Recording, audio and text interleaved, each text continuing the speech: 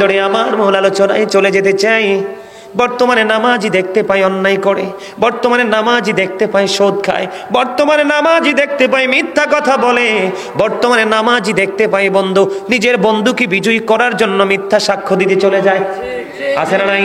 বন্ধুরে আমার, এই সমস্ত নামাজি যাদেরকে বলা হয় নোংরা নামাজি, নামাজটা তাদের কাছে জাস্ট একটা ফর্মালিটি মনে হয়। কি মনে হয়? কথা বলেন। নামাজটা তাদের কাছে জাস্ট একটা ফর্মালিটি মনে হয়। বন্ধু, সূরা আনকাবুতের মধ্যে আমার আল্লাহ বলেছেন, ইন্নাস সালাতা তানহা আনিল ফাহশাই ওয়াল মুনকার। নামাজ মানুষকে খারাপ কাজ থেকে বাঁচিয়ে রাখে। আপনারটা সত্য নাকি আল্লাহটা সত্য? আরো জোরে বলেন। আল্লাহ যেটা বলেছে এটাই সত্য, বিন্দু পরিমাণ আংশিক কোনো সন্দেহ নেই।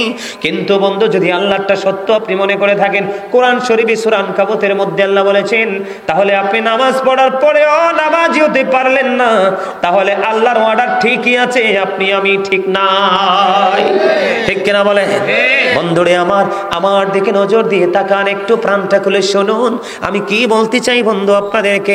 আমি আপনাদেরকে বোঝাইতে চাই বন্ধুরে আমার, হযরতে আবু যর রাদিয়াল্লাহু তাআলা আনহু থেকে হাদিস কানা বর্ণিত, আমার নবী শীতের দিনে বের হলো।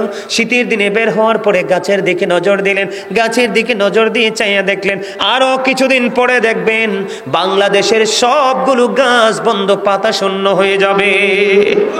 হবে কি হবে না? দেখবেন বন্ধু অটোমেটিক্যালি গাছের পাতাগুলো জোরে জোরে বন্ধু শেষ হয়ে যাবে। আমার নবী বের হলেন, বের হওয়ার পরে দেখতে পাইলেন গাছের পাতাটা ঝরে ঝরে পড়ছে। আমার নবী ডাল টাচ করলেন, টাচ করার পরে আবু জরকে একটা ডাক দিলেন। আবু জর উত্তর দিলেন, লাব্বাইকা ইয়া রাসূলুল্লাহ, আমি প্রেজেন্ট, আমি হাজির। আমার নবী বললেন, রে আবু জর, তুমি গাছের দিকে নজর দিয়ে চাইয়া দেখো, শীতের দিনের কারণে শুষ্ক হয়ে গাছের পাতাগুলো কেমন করে ঝরে ঝরে পড়ছে। রে আবু জর, এই গাছের পাতাগুলো শীতের কারণে শুষ্ক হয়ে যেমনি করে ঝরে ঝরে পড়ছে, ঠিক তেমনি ভাবে আল্লাহর কুদরতি কদমে যখন আল্লাহর বান্দা ভালোবেসে মায়া করে প্রেমে পড়ে, আল্লাহ গো বড় মায়া করে বানাইলা মানুষকে, তার চেয়ে বেশি সুন্দর করে মানুষের বডির মধ্যে সবচেয়ে প্রিয় জায়গা হলো মানুষের এই কপাল। আল্লাহ রাব্বুল আলামিনকে যখন বলবেন, মানিব এই কপাল বড় মায়া করে বানিয়েছো, এই কপাল তোমার কুদরতি কদমে আমি ঠেকিয়ে দিলাম, বিনিময় দাও গো, বিনিময় মালিক আমি তোমাকে চাই। বন্ধু হৃদয় গড়ে শোনো রে, সোনার গাঁও মঙ্গলের গাঁও গ্রামের মানুষ, তোমাদের সবাইকে বন্ধু বলছি, আমার মা বোনদেরকে, ভাই বাবাদেরকে, বিশেষ করে বর্তমানে ইয়াং মেনদেরকে আমি ভালো করে বলতে চাই, তোমরা ধ্বংস হয়ে যাচ্ছ, পথভ্রষ্ট হয়ে যাচ্ছ। আলেমদের সাথে তোমরা সময় দিতে চাও না, মসজিদের ইমাম সাহেবের সাথে প্রেম করতে চাও না, তোমরা প্রেম করো নেইমারের সাথে, ক্রিকেটারের সাথে, সিনেমার নায়ক নায়িকার সাথে, স্টপ সিঙ্গারদের সাথে। তোমরা মনে রাখবা, যখন তোমার মৃত্যুর সময় আসবে, যখন তুমি সাকারাতের বিছানায় শুইবা, তখন তোমার ঈমান নষ্ট করার জন্য তুমি যদি কোনো ট্রেইলারকে পছন্দ করে থাকো, ঠিক তার শুরুতে শয়তান তোমার কাছে আসবে, তুমি বেঈমান হয়ে মারা যাবে। মনে রাখবা, আমার নবীর সুরত কোনোদিন শয়তান ধরতে পারে না। নবীর সাথে যখন তুমি প্রেমের ডোরি লাগাইবা, তখন নবী তোমার মৃত্যুকালে তোমার কাছে এসে হাজির হয়ে যাবে, ঈমানটা স্ট্রং থাকবে। এই জন্য যুবকদেরকে বলে দিতে চাই রে বন্ধু, আমার নবী বললেন, প্রেমে পড়ে যখন আল্লাহর কুদরতি কদমে কেউ সেজদাটা লাগিয়ে দেবে, আমার আল্লাহ বলেছেন, ওই যে শীতের দিনে যেমনি করে গাছের পাতাগুলো ঝরে যায়, ঠিক তেমনি ভাবে আল্লাহর ওই নামাজি প্রিয় বান্দার গুনাহগুলো সবগুলো ঝরে তার আমলনামাটা পাতলা হয়ে যায়। ওইভাবে নামাজ পড়ো বন্ধু, যেই নামাজের মধ্যে আছে প্রেম, ওইভাবে নামাজ পড়ো যেই নামাজের মধ্যে আছে মনোযোগ, ওই নামাজ পড়ো যেই নামাজের মধ্যে আছে ভয়। তুমি নামাজটা পড়তে হবে এমন ভাবে বন্ধু, একজন নামাজে দাঁড়ালেন, বন্ধুরে আমার, নামাজে যখন তিনি দাঁড়ালেন, দাঁড়ানোর পরে তিনি বলতেছেন, আমি নামাজটা এমন ভাবে পড়তে চাই। কিভাবে পড়ি? কয়, আমি নামাজটা এমন ভাবে পড়ি, যখন আমি নামাজে দাঁড়াই আমার কাছে মনে হয় আমি ফুলচেরাতের পোলের উপর দাঁড়িয়েছি। একটু যদি নড়বড় হয় আমি জাহান্নামে নিক্ষিপ্ত হব। তার মানে হলো আমি এতটাই মনোযোগের সাথে নামাজ পড়েছি যেন আমার নামাজটা বিন্দু পরিমাণ কোনো আংশিকভাবে যেন অগ্রহণযোগ্য বলে আল্লাহর কাছে গৃহীত না হয়। তিনি বলতেছেন, আমার কাছে মনে হয় রে, এটা আমার জীবনের শেষ নামাজ। আমি এতটা ভয়, এতটা আতঙ্ক নিয়ে, এতটা তাকওয়া নিয়ে নামাজ পড়ি, আমার কাছে মনে হয় আমার পিছনে যেন আজরাইল দাঁড়িয়ে আছে, ডানে বামে সালাম সালাম ফিরাতে দেরি রে, আমার কাছে মনে হয় আমার প্রাণ পাখিটা কেড়ে নিয়ে যাবে। আমি যখন নামাজে দাঁড়াই আমার কাছে মনে হয় আমি যেন বাইতুল্লাহর সামনে দাঁড়িয়ে আছি। আমার কাছে মনে হয় আমার ডান দিকে জান্নাত অবস্থিত, বাম দিকে আমার জাহান্নাম অবস্থিত। এমন তাকওয়া ভয় নিয়ে নামাজে দাঁড়াই, আর ওই নামাজের জন্যই রয়েছে বড় সফলতা। জোরে জোরে বলুন না সুবহানাল্লাহ, আর জোরে বলুন সুবহানাল্লাহ। বন্ধুরে আমার, নামাজ এতটা তাকওয়ার সাথে এতটা মূল্যায়ন করে নামাজটাকে পড়তে হবে। আমাদের একজন কিতাব গ্রন্থের প্রণেতার নাম শুনেছি ইমাম বুখারী। যিনি বুখারী শরীফ রচনা করেছেন, ইমাম বুখারীর নাম শুনছেন নিশ্চয় সবাই। মুসলমান ইমাম বুখারীর নাম শুনে নাই এমন কোন মুসলমান পৃথিবীতে নাই বন্ধু। ইমাম বুখারী এমন ভাবে তিনি নামাজ পড়তেন, উনি যখন নামাজে দাঁড়ালেন বিষাক্ত ভীমরুল তাকে কামড় দিল। কি দিল? বিষাক্ত ভীমরুল পোকা তাকে কামড় দিল বন্ধু। কামড় দেওয়ার দিয়ে কামড় কিন্তু দিতেছে, দিতে 10টা কামড় দিয়েছে, কিন্তু নামাজ শেষ হয় না। নামাজ শেষ করার পরে উনি ওনার ছাত্রকে একটা ডাক দিয়ে বললেন, তুমি আমার পাঞ্জাবিটা উঠিয়ে দেখো আমার পিছনে কি আছে। এবার চাইয়া দেখলো বিষাক্ত ভীমরুল পোকা তাকে কামড় দিয়েছে। এবার ছাত্র তাকে ডাক দিয়ে বলল, আপনি কেমন করে সহ্য করেছেন? আপনার এত বিষাক্ত পোকা 10টা কামড় দিয়েছে, তার বিষ দাঁত আপনার পিঠের মধ্যে বসিয়ে দিয়েছে, আপনি কি অনুভব করতে পারেন না? তখন বন্ধু ইমাম বুখারী একটা ডাক দিয়ে বলল, রে আমার ছাত্র, তুমি শোনো গো, আমি যখন নামাজে দাঁড়িয়েছি আমার মালিকের দিকে ধ্যান করে যখন আমি কোরআন তেলাওয়াত শুরু করলাম, আমার কোরআন তেলাওয়াত আমার কাছে এতটাই মধুময় মনে হয়েছে, আমার পিঠে কে কামড় দিয়েছে সেটা আমি বুঝতেই পারিনি। জোরে জোরে বলেন না সুবহানাল্লাহ। সিহা সিত্তার অন্যতম গ্রন্থ হলো বুখারী শরীফ। জোরে জোরে বলেন না সুবহানাল্লাহ। বন্ধুরে আমার, এখন আমাদের মসজিদে আযান দেয়, আমরা মসজিদে যাই না, ঘরে বসে থাকি। কথা বলেন না কেন? আপনি হয়তো যান, আরেকজন হয়তো যায়, সমাজের সব মানুষ যায় না। কথা বলেন না কেন? যাই, আমরা মসজিদে যাই। মসজিদে যাও না, আবু বকর সিদ্দিক রাদিয়াল্লাহু তাআলা আনহুর দাম কম না বেশি? আর জোরে বলেন। আমার নবী বলেছেন, আমি যখন দ্বীনের দাওয়াত দিতে যাইতাম, আবু বকরের মর্যাদা বোঝানোর জন্য বলছি বন্ধু, আমি যখন দ্বীনের দাওয়াত দিতে যাইতাম মানুষ সন্দেহ করতো আমি নবী কিনা, কিন্তু আমার আবু বকর যখন দ্বীনের দাওয়াত দিতে যাইতো রে, বিন্দু পরিমাণ কোনো সন্দেহ করতো না, কারণ জানতো সবাই আবু বকর সাচ্চা নবীর প্রেমিক। বন্ধুরে আমার, আপনারা যারা মদিনাতুল মুনাওয়ারায় গিয়েছেন দেখেছেন নবীর সঙ্গে নবীজির রওজা মুবারকে নবীজির পাশে আপন করে কত জড়িয়ে রেখেছেন আবু বকর শুয়ে আছে। ঠিক না বেঠি?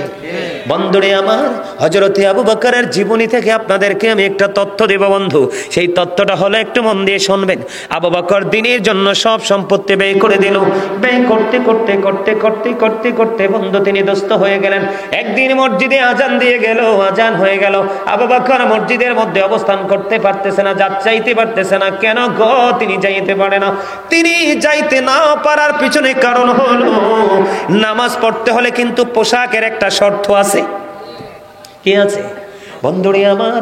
পোশাকের একটা শর্ত আছে। আজকে আবু বকর এতটাই দুস্থ হয়ে গেছে, ও বন্ধু, আবু বকর এতটাই দুস্থ হলো রে, তিনি যে নামাজ পড়ার জন্য যে পোশাকের শর্ত আছে, ওই পরিমাণ পোশাক পর্যন্ত ওনার কাছে কেনার মতো সামর্থ্য নাই। বন্ধুরে আমার, এই দিক দিয়ে আমার প্রাণের নবী, আপনার আমার প্রাণের নবী ইমামুল মুরসালিন, তিনি মসজিদে অপেক্ষা করতেছেন। আর এক দিক দিয়ে আবু বকর চিন্তা করতেছে, কি করব গো, মসজিদে তো আজান হয়ে গেছে, প্রাণের নবী নিশ্চয় অপেক্ষমান, আমি কি করব এখন? তিনি ওনার ঘরের মধ্যে ছিল বালিশের গিলাপ। একটু মন দিয়ে শুনবেন, নামাজ কাকে বলে, কত প্রকার, কি কি নামাজের প্রেম কতটা গভীর হতে পারে রে। ও বন্ধু, ওনার ঘরের মধ্যে ছিল বালিশের 2টা গিলাপ। তৎকালীন সময় কিন্তু সুই সুতা ছিল না। উনি কি করেছেন, খেজুর কাটাকে তিনি সুই বানালেন, খেজুর পাতাকে তিনি সুতা বানালেন। এই যে 2টা বালিশের গিলাপ কেটে ছোট্ট জামা দিয়ে একটা ছোট্ট জামা বানালেন। এটাকে সুন্দর করে রেডি করে বন্ধু তিনি মসজিদে চলে গেলেন। আবু বকর আমার নবী একটা ডাক দিয়ে বললেন, রে আবু বকর, আমি থাকা অবস্থায় তোমাদের এমন অবস্থা, আমি চলে গেলে না জানি কি হবে রে আবু বকর। আমার নবী কিছু বললেন না। ও জানে কি জানে না? আর জোরে বলেন, জানে কি জানে না? নবীজির খবর জানার ক্ষমতা আছে না নাই? অদৃশ্যের খবর যদি না দিতে পারে কখনোই তিনি নবী না, আর অদৃশ্যের খবর জানতে না পারলে কখনোই দেওয়া সম্ভব না। আমার কথা কি আপনারা বুঝতেছেন? বুঝতেছেন? মনটা দিয়ে শোনেন বন্ধু।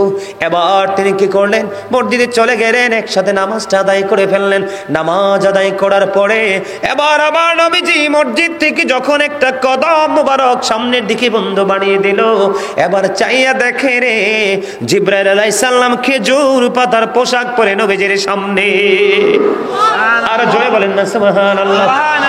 নামাজ কেমন জিনিস, নামাজ কাকে বলে বন্ধু, কেমন প্রেম নামাজের প্রতি থাকতে হবে, আবু বকরের জীবনী থেকে বন্ধু শিক্ষা নিতে হবে আমাদেরকে।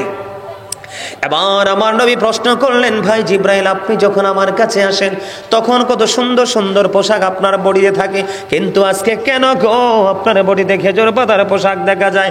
এবার জিবরাইল আলাইহিস সালাম একটা ডাক দিয়ে বললেন, ইয়া রাসূলুল্লাহ, ইয়া হাবিবাল্লাহ, নবী গো আপনি আবু বকরের বডির দিকে তাকায়া দেখেন, উনি খেজুর পাতার পোশাক পরে নামাজ পড়তে এসেছে।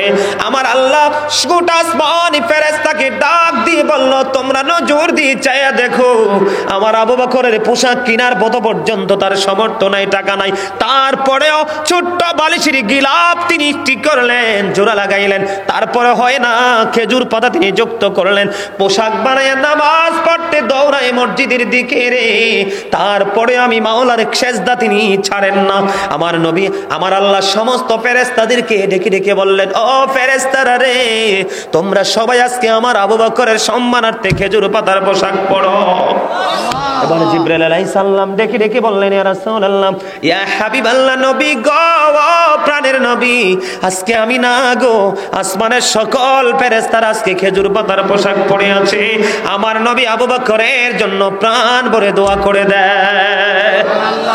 দেখেন বন্ধু, লম্বা জামা পরে নামাজ পড়া সুন্নাত। ঘরে নামাজ পড়ার চাইতে আপনি মসজিদে জামাতে পড়া 25 থেকে 27 গুণ বেশি সওয়াব। আজকে আপনি মসজিদে যাচ্ছেন না বন্ধু, কারণ মসজিদে না যাওয়ার কারণে আপনার নামাজটাও কিন্তু রীতিমতো পড়া হয় না। যদি আপনি মসজিদমুখী হতেন, আপনার কাছ থেকে কখনোই নামাজ ছুটে যেত না। আপনারা তো জানেন না, এটাকে আপনারা খেয়াল খুশি মনে বন্ধু মনে করে নিচ্ছেন। হাদিস শরীফের মধ্যে এসেছে, আপনার আমার প্রাণের নবী বলে দিয়েছেন, যদি কারো বাড়ির আঙিনায় একটা পুকুর বা কূপ যদি জলাশয়ে থাকে, সে যদি 5 বার গোসল করে তাহলে তার শরীরে কোনো ময়লা থাকবে না। ঠিক কিনা বলে? আমার নবী আপনার নবী দু জাহানের বাদশা নবী, তিনি বলে দিয়েছেন তেমনি ভাবে আল্লাহর প্রিয় বান্দা যখন 5 ওয়াক্ত নামাজ পড়বে, এই 5 ওয়াক্ত নামাজের কারণে তার আমল নামায় কোনো গুনাহ থাকবে না। বন্ধুরে আমার, আল্লাহর হাবিব বিষয়টাকে এমন ভাবে আমাদের সামনে উপস্থাপন করেছেন। আল্লাহ রাসূল বলেছেন, সালাতুল খামস, 5 ওয়াক্ত নামাজ, ওয়াল জুমআতু ইলাল জুমআ, এক জুমা থেকে আরেক জুমা, ওয়া রমাদানু ইলা রমাদান, এক রমজান থেকে আরেক রমজান, মুকাফফিরাতুল লিমা বাইনাহুন্না ইজাজতুনিবাতিল কাবাইর। আমার নবী বলেছেন 5 ওয়াক্ত নামাজ যেই ব্যক্তি পড়বে, এক জুমা থেকে আরেক জুমা যেই ব্যক্তি পড়বে, এক রমজান মাস থেকে আরেক রমজান মাস পর্যন্ত যেই ব্যক্তি যথাযথভাবে বন্ধু পালন করবে, আমার নবী বলেছেন দেখেন আমরা আমাদের দাম কত বেশি বন্ধু, আমাদের ইজ্জত কত বেশি, আমাদের মর্যাদা কত বেশি, আমাদের দাম আল্লাহ কত বেশি বাড়িয়ে দিয়েছেন।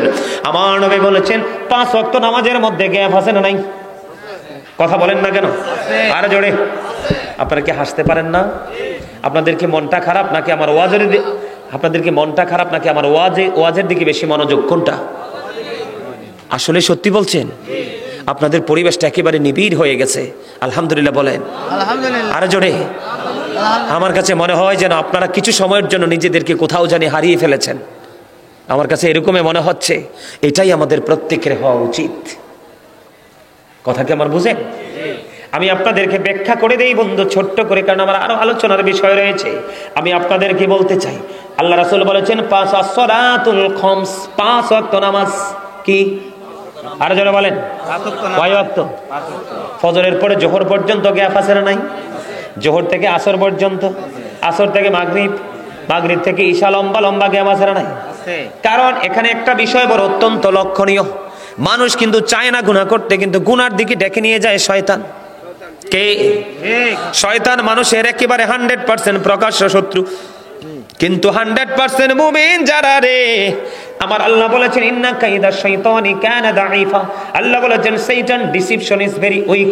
শয়তান কখনোই মুমিনকে ধোঁকা দিতে পারে না। শয়তানের ধোঁকা মুমিনের জন্য একেবারে দুর্বল, একেবারে উইক। সুবহানাল্লাহ বলবেন না? তার প্রমাণ হলো আজকে আপনারা দেখেন রাস্তায় মানুষের কোনো অভাব নাই, এখানে আসতে চায় না, খেয়ে দিয়ে বাড়ি চলে যাচ্ছে, আর আপনারা সব ছেড়ে জান্নাতের বাগানে। এটাই হলো বন্ধু প্রেমহীন আর প্রেম অলা অন্তরের পরিচয়। জোরে জোরে বলেন না সুবহানাল্লাহ। আমার নবী বলেছেন 5 ওয়াক্ত নামাজের মধ্যে যে গ্যাপ আছে, গ্যাপের মধ্যে যে তোমরা অন্যায় করো, অপরাধ করো, ফজর পড়ার পরে জোহর পড়ে ফেলেছো, মাঝখানের গুনাহগুলি মাফ হয়ে গেল, এমনি করে করে 5 ওয়াক্ত নামাজের গ্যাপে আগে পরের নামাজগুলো তোমার ও গুনাহগুলো মাফের জন্য সহায়ক হবে। এরপরে আমার নবী বলেছেন আল জুমআতু ইলাল জুমআ সাইয়্যিদুল আইয়াম, জুমার দিন শ্রেষ্ঠ দিন। এই দিনটা হলো গরিবের হজের দিন, এই দিনটা হলো গুনাহ মাফের দিন, এই দিনটা হলো আল্লাহর দিদার প্রাপ্ত বান্দা হওয়ার দিন, এই দিনটা হলো বন্ধু অনেক বেশি নেক হাসিল করার দিন। আজকে কোন দিন গেল? জুমার দিন চলে গেল বন্ধু। তোমরা বড় হতভাগা, আমরা বড় হতভাগা রে বন্ধু। এই গান আমাদের মধ্যে নাই। আমি আপনাদেরকে বলে দিতে চাই, আল্লাহর হাবিব সরকারে মদিনা তিনি বলেছেন আগের কাতারে এসে বসতে একটা ওট কুরবানির সওয়াব। সবার আগে যিনি মসজিদে প্রবেশ করবে এবং সবার পরে যিনি মসজিদ থেকে বের হবে, বাড়ির দিকে রওনা হওয়ার পরে প্রত্যেকটা কদমের বিনিময় 1 বছরের নফল ইবাদতের সওয়াব দেওয়া হবে। জোরে জোরে বলুন না সুবহানাল্লাহ। আরেকটু মহব্বতে পড়ুন সুবহানাল্লাহ। বন্ধু হৃদয় খুলে শোনো গো, আমার নবী বলেছেন তুমি আজকে একটা জুমার নামাজ পড়লা, আগামী শুক্রবার আরেকটা জুমার নামাজ পড়ো, মাঝখানে একটা সপ্তাহ, ঠিক কিনা বলে? দিন রাত ঘন্টার পর ঘন্টা, সময়ের পর সময় মাইনাস হয়ে গেল। আমার নবী জানিয়ে দিয়েছেন এই যে লম্বা সময় 2 জুমার মাঝখানে, এই লম্বা সময়ের গুনাহগুলোর কাফফারা হয়ে যাবে 2 দিকের জুমা। আমার নবী বলেছেন ও রমাদানু ইলা রমাদান, আমার নবী বলেছেন এক রমজান থেকে আরেক রমজান, ঠিক কিনা বলেন? 360 দিনে যদি আমি 1 বছর ধরে, কয় দিন? 360 দিনে যদি 1 বছর ধরি, তাহলে বন্ধু আপনার এই বছর রোজাতে চলে গেল 30 দিন অথবা 29 দিন। আমি 30 দিনে ধরলাম। পরের বছর যখন আবার ফার্স্ট ইয়ার শুরু হয়ে যাবে বন্ধু, প্রথম যখন বছর শুরু হয়ে যাবে, তখন ওখান থেকে আমি আরো 30টা দিন মাইনাস করে দিলাম, 60 দিন চলে গেল। আরো অবশিষ্ট আছে কয় দিন? 300 দিন। বন্ধু আমার নবী বলেছেন এই বছর রমজানগুলো তুমি যথাযথভাবে রোজাগুলো রেখেছো, এর পরের বছর যথাযথভাবে রোজাগুলো রেখেছো, মাঝখানে যে 300 দিনের ডিস্টেন্স, ও বন্ধু 300 দিনের যে ডিস্টেন্স বা পার্থক্য রয়েছে, 2 দিকে রোজার কারণে তোমার গুনাহগুলো মাফ হয়ে যাবে। তবে পরে নবীজি বলেছেন মুকাফফিরাতুল লিমা বাইনাহুন্না ইজাতুনিবাতিল কাবাইর। আমার নবী বলেছেন তবে শর্ত হলো কবিরা গুনাহ থেকে বেঁচে থাকতে হবে। আওয়াজ তুলে বলেন আল্লাহু আকবার। আরেকটা মজার খবর আমি আপনাদেরকে দিয়ে, রাসূল বলেছেন মান সাল্লাল বারদাইনি দাখালাল জান্নাহ। আমার নবী বলেছেন শীতল সময়ের 2 ওয়াক্ত নামাজ যে ব্যক্তি পড়বে ওই ব্যক্তি জান্নাতে প্রবেশ করবে। বলে হুজুর ওই শীতল সময় কোনটা গো? ও বন্ধু একটা হলো ফজরের নামাজ, আরেকটা হলো বন্ধু আসরের নামাজ। মান তারাকা সালাতাল আসরি ফাকাদ হাবিতা আমালুহু। আমার নবী বলেছেন যেই ব্যক্তি আসরের নামাজ ছেড়ে দিল তার যেন সব আমল যেন ধ্বংস হয়ে গেল। আপনি ফজর জোহর পড়লেন, মাগরিব ইশা পড়লেন, কিন্তু আসর ছেড়ে দিলেন, আপনার সব আমল যেন বন্ধ নষ্ট হয়ে গেল। আজকে সেই নামাজ সম্পর্কে আমাদের কোনো দায়িত্ব নাই। আমাদের যে কর্তব্য আছে নামাজ পড়তে হবে, সেটাও আমরা মানি না, ঠিক কিনা বলেন? আমি আপনাদেরকে বলি আমাদের দাম কত বেশি। ঈসা রুহুল্লাহ আমাদের পড়বেন নবী, উনি বন্ধ রাস্তা দিয়ে হেঁটে হেঁটে যায়। রাস্তা দিয়ে যখন হেঁটে হেঁটে যায়, হঠাৎ করে তিনি দেখতে পাইলেন একটা আশ্চর্য পাখি। পাখিটা দেখতে পাইলেন তিনি মাটির মধ্যে ধুলোবালিতে গড়াগড়ি দিচ্ছে। গড়াগড়ি দেওয়ার পরে আবার পাশে জলাশয় পানি, সেখানে এসে গোসল করছে। দেখবেন ভিজা শরীরে ময়লা এমনিও বেশি লাগে। আবার ওই পাখিটা এখান থেকে উঠে বন্ধু ধুলাবালিতে নিজেকে দোষর করলো। একটু পরে আবার গিয়ে তিনি গোসল করলো। এমনি করে করে 5 বার বন্ধু পাখিটা নিজের শরীরটাকে ময়লা করছে। আবার তিনি কি করতেছেন? ও বন্ধু তিনি গোসল করতেছেন। ঈসা রুহুল্লাহ আশ্চর্য হয়ে গেল, ওনার ক্ষমতা আছে না নাই? উনি মরা মানুষ জিন্দা করেছে, বকরি খাওয়ার পরে লাঠির ইশারায় জিন্দা হয়েছে, কুষ্ঠ রোগীকে টাচ করেছে, ভালো হয়ে গেছে, ডেড বডি মরে পড়ে আছে, টাচ করেছে, তিনি জিন্দা হয়ে গেছে। ঈসা নবীর জীবনের কারামতির কোনো শেষ নাই, মুজিজার কোনো শেষ নাই বন্ধু। এবার তিনি চিন্তায় পড়ে গেলেন, কি রে ঘটনাটা কি রে, চিন্তা করতে করতে তিনি বিভোর হয়ে গেলেন। আল্লাহ রাব্বুল আলামিন ফয়সালা পাঠিয়ে দিল, ও ফেরেশতারা জলদি করে চলে যাও, আমার নবী ঈসাকে তুমি গিয়ে জানিয়ে দাও আমার যে ঈসা তিনি টেনশন পড়তেছে, এই দৃশ্যটা কি, এটার মানে কি? জিবরাইল এসে ঈসা রুহুল্লাহকে জানিয়ে দিলেন, নবী গো আপনার চিন্তার কোনো কারণ নেই, চিন্তার অবসান আমার মালিক করে দিয়েছেন। সেই অবসানটা কি রে? অবসানটা হলো, এটা হলো আল্লাহর প্রিয় হাবিব হাবিবুল্লাহ হযরতে মুহাম্মদুর রাসূলুল্লাহ সাল্লাল্লাহু আলাইহি ওয়াসাল্লাম নবীর উম্মতের নিদর্শন। পাখি দুলাবালি দোষর হচ্ছে, নিজের গাটাকে যে ময়লা করে ফেলছে, কি করে ফেলছে? নিজের শরীরটাকে ময়লা করে বলছে এটি হলো পাপ, এটি কি? আর যে পুকুরের মধ্যে ডুব দিয়ে গোসল করে পরিষ্কার হয়ে গেল, এটি হলো নামাজ। কারণ এইটাই হলো আখির নবীর সিমটম। তারা সারাদিন অপরাধ করবে, নামাজে যখন সেজদা দিতে যাইবে তাদের গুনাহগুলো জড়ে যাবে, পরিষ্কার হয়ে যাবে। আবার যখন বের হয়ে যাবে লোভ লালসায় অন্যায় করবে, আবার নামাজে দাঁড়িয়ে যাবে, তার গুনাহ মাফ হয়ে যাবে। আমার শয়তান বলল, আল্লাহর ইজ্জতের কসম করে বলছি গো উম্মত তোমার বান্দাগুলোকে পথভ্রষ্ট করব। আল্লাহ রাব্বুল আলামিন কথা দিয়েছে, আমি আল্লাহ কথা দিলাম, আমার বান্দা মৃত্যুর পূর্বক্ষণ পর্যন্ত যতক্ষণ পর্যন্ত ক্ষমা চাইতে থাকবে আমি আল্লাহ ততক্ষণই ক্ষমা করতে থাকবো। জোরে জোরে বলেন না সুবহানাল্লাহ। বলে হুজুর এক একটা সিমটম হাদিস শরীফের মধ্যে এসেছে। আপনার আমার প্রাণের নবী বলেছেন, মাছের মাথার সমপরিমাণ চোখের পানি যদি আপনার চোখ দিয়ে ঝরে পড়ে, আমার আল্লাহ ওয়াদা করেছে, আমার নবী জানিয়ে দিয়েছেন, তার জন্য জাহান্নামের আগুনটা হারাম হয়ে যাবে। বন্ধুরে আমার, তোমরা নামাজ ছেড়ে দিও না। ফজরের নামাজটা তোমরা জামাতে পড়বা, এশার নামাজটা তোমরা জামাতে পড়বা, তাহলে তোমার পুরো রাতটা ইবাদতের মধ্যে গণ্য হয়ে যাবে। কথা বোঝেন নাই? আপনি কিন্তু এশার পরে শুয়ে গেলেন, ফজর পড়লেন, ফজর পরে দিন পার করলেন, এশার পরে শুয়ে গেলেন, আপনার আমল নামায় ও বন্ধু সারা রাত্র নফল ইবাদতের সওয়াব দেওয়া হবে। জোরে জোরে বলেন না সুবহানাল্লাহ। এখন আপনারা তো জানেন না অপরাধটা কি হবে নামাজ না পড়লে। আমরা কিন্তু অনেকেই জানি না অপরাধটা কি হবে বন্ধু। এক ব্যক্তি ভুল করে এক মহিলাকে চুমু খাইলেন। কি করলেন? চুমু খাইলেন। একজন আরেকজনের বিবিকে চুমু খাওয়া বা বেগানা নারীকে চুমু খাওয়া অন্যায় না? এবার তিনি চুমু খাওয়ার পরে অপরাধ বোধ হলো, এবার নবীজির কাছে চলে গেলেন, ইয়া রাসূলুল্লাহ, ইয়া হাবিবাল্লাহ, নবী গো কত বড় অন্যায় করে ফেলেছি, এখান থেকে আমি মুক্তি পেতে চাই। আমার নবী সঙ্গে সঙ্গে জানিয়ে দিলেন, তুমি নামাজ পড়তে থাকো। তাহলে আপনার জীবনের গুনাহ থেকে মুক্তি পাওয়ার জন্য গুরুত্বপূর্ণ ভূমিকায় থাকে আল্লাহর কুদরতি কদমে সেজদা। কথা বলেন না আরো জোরে। আল্লাহর কাছে পছন্দের কাজ হলো বন্ধু সময় মতো নামাজ আদায় করা। কি করা?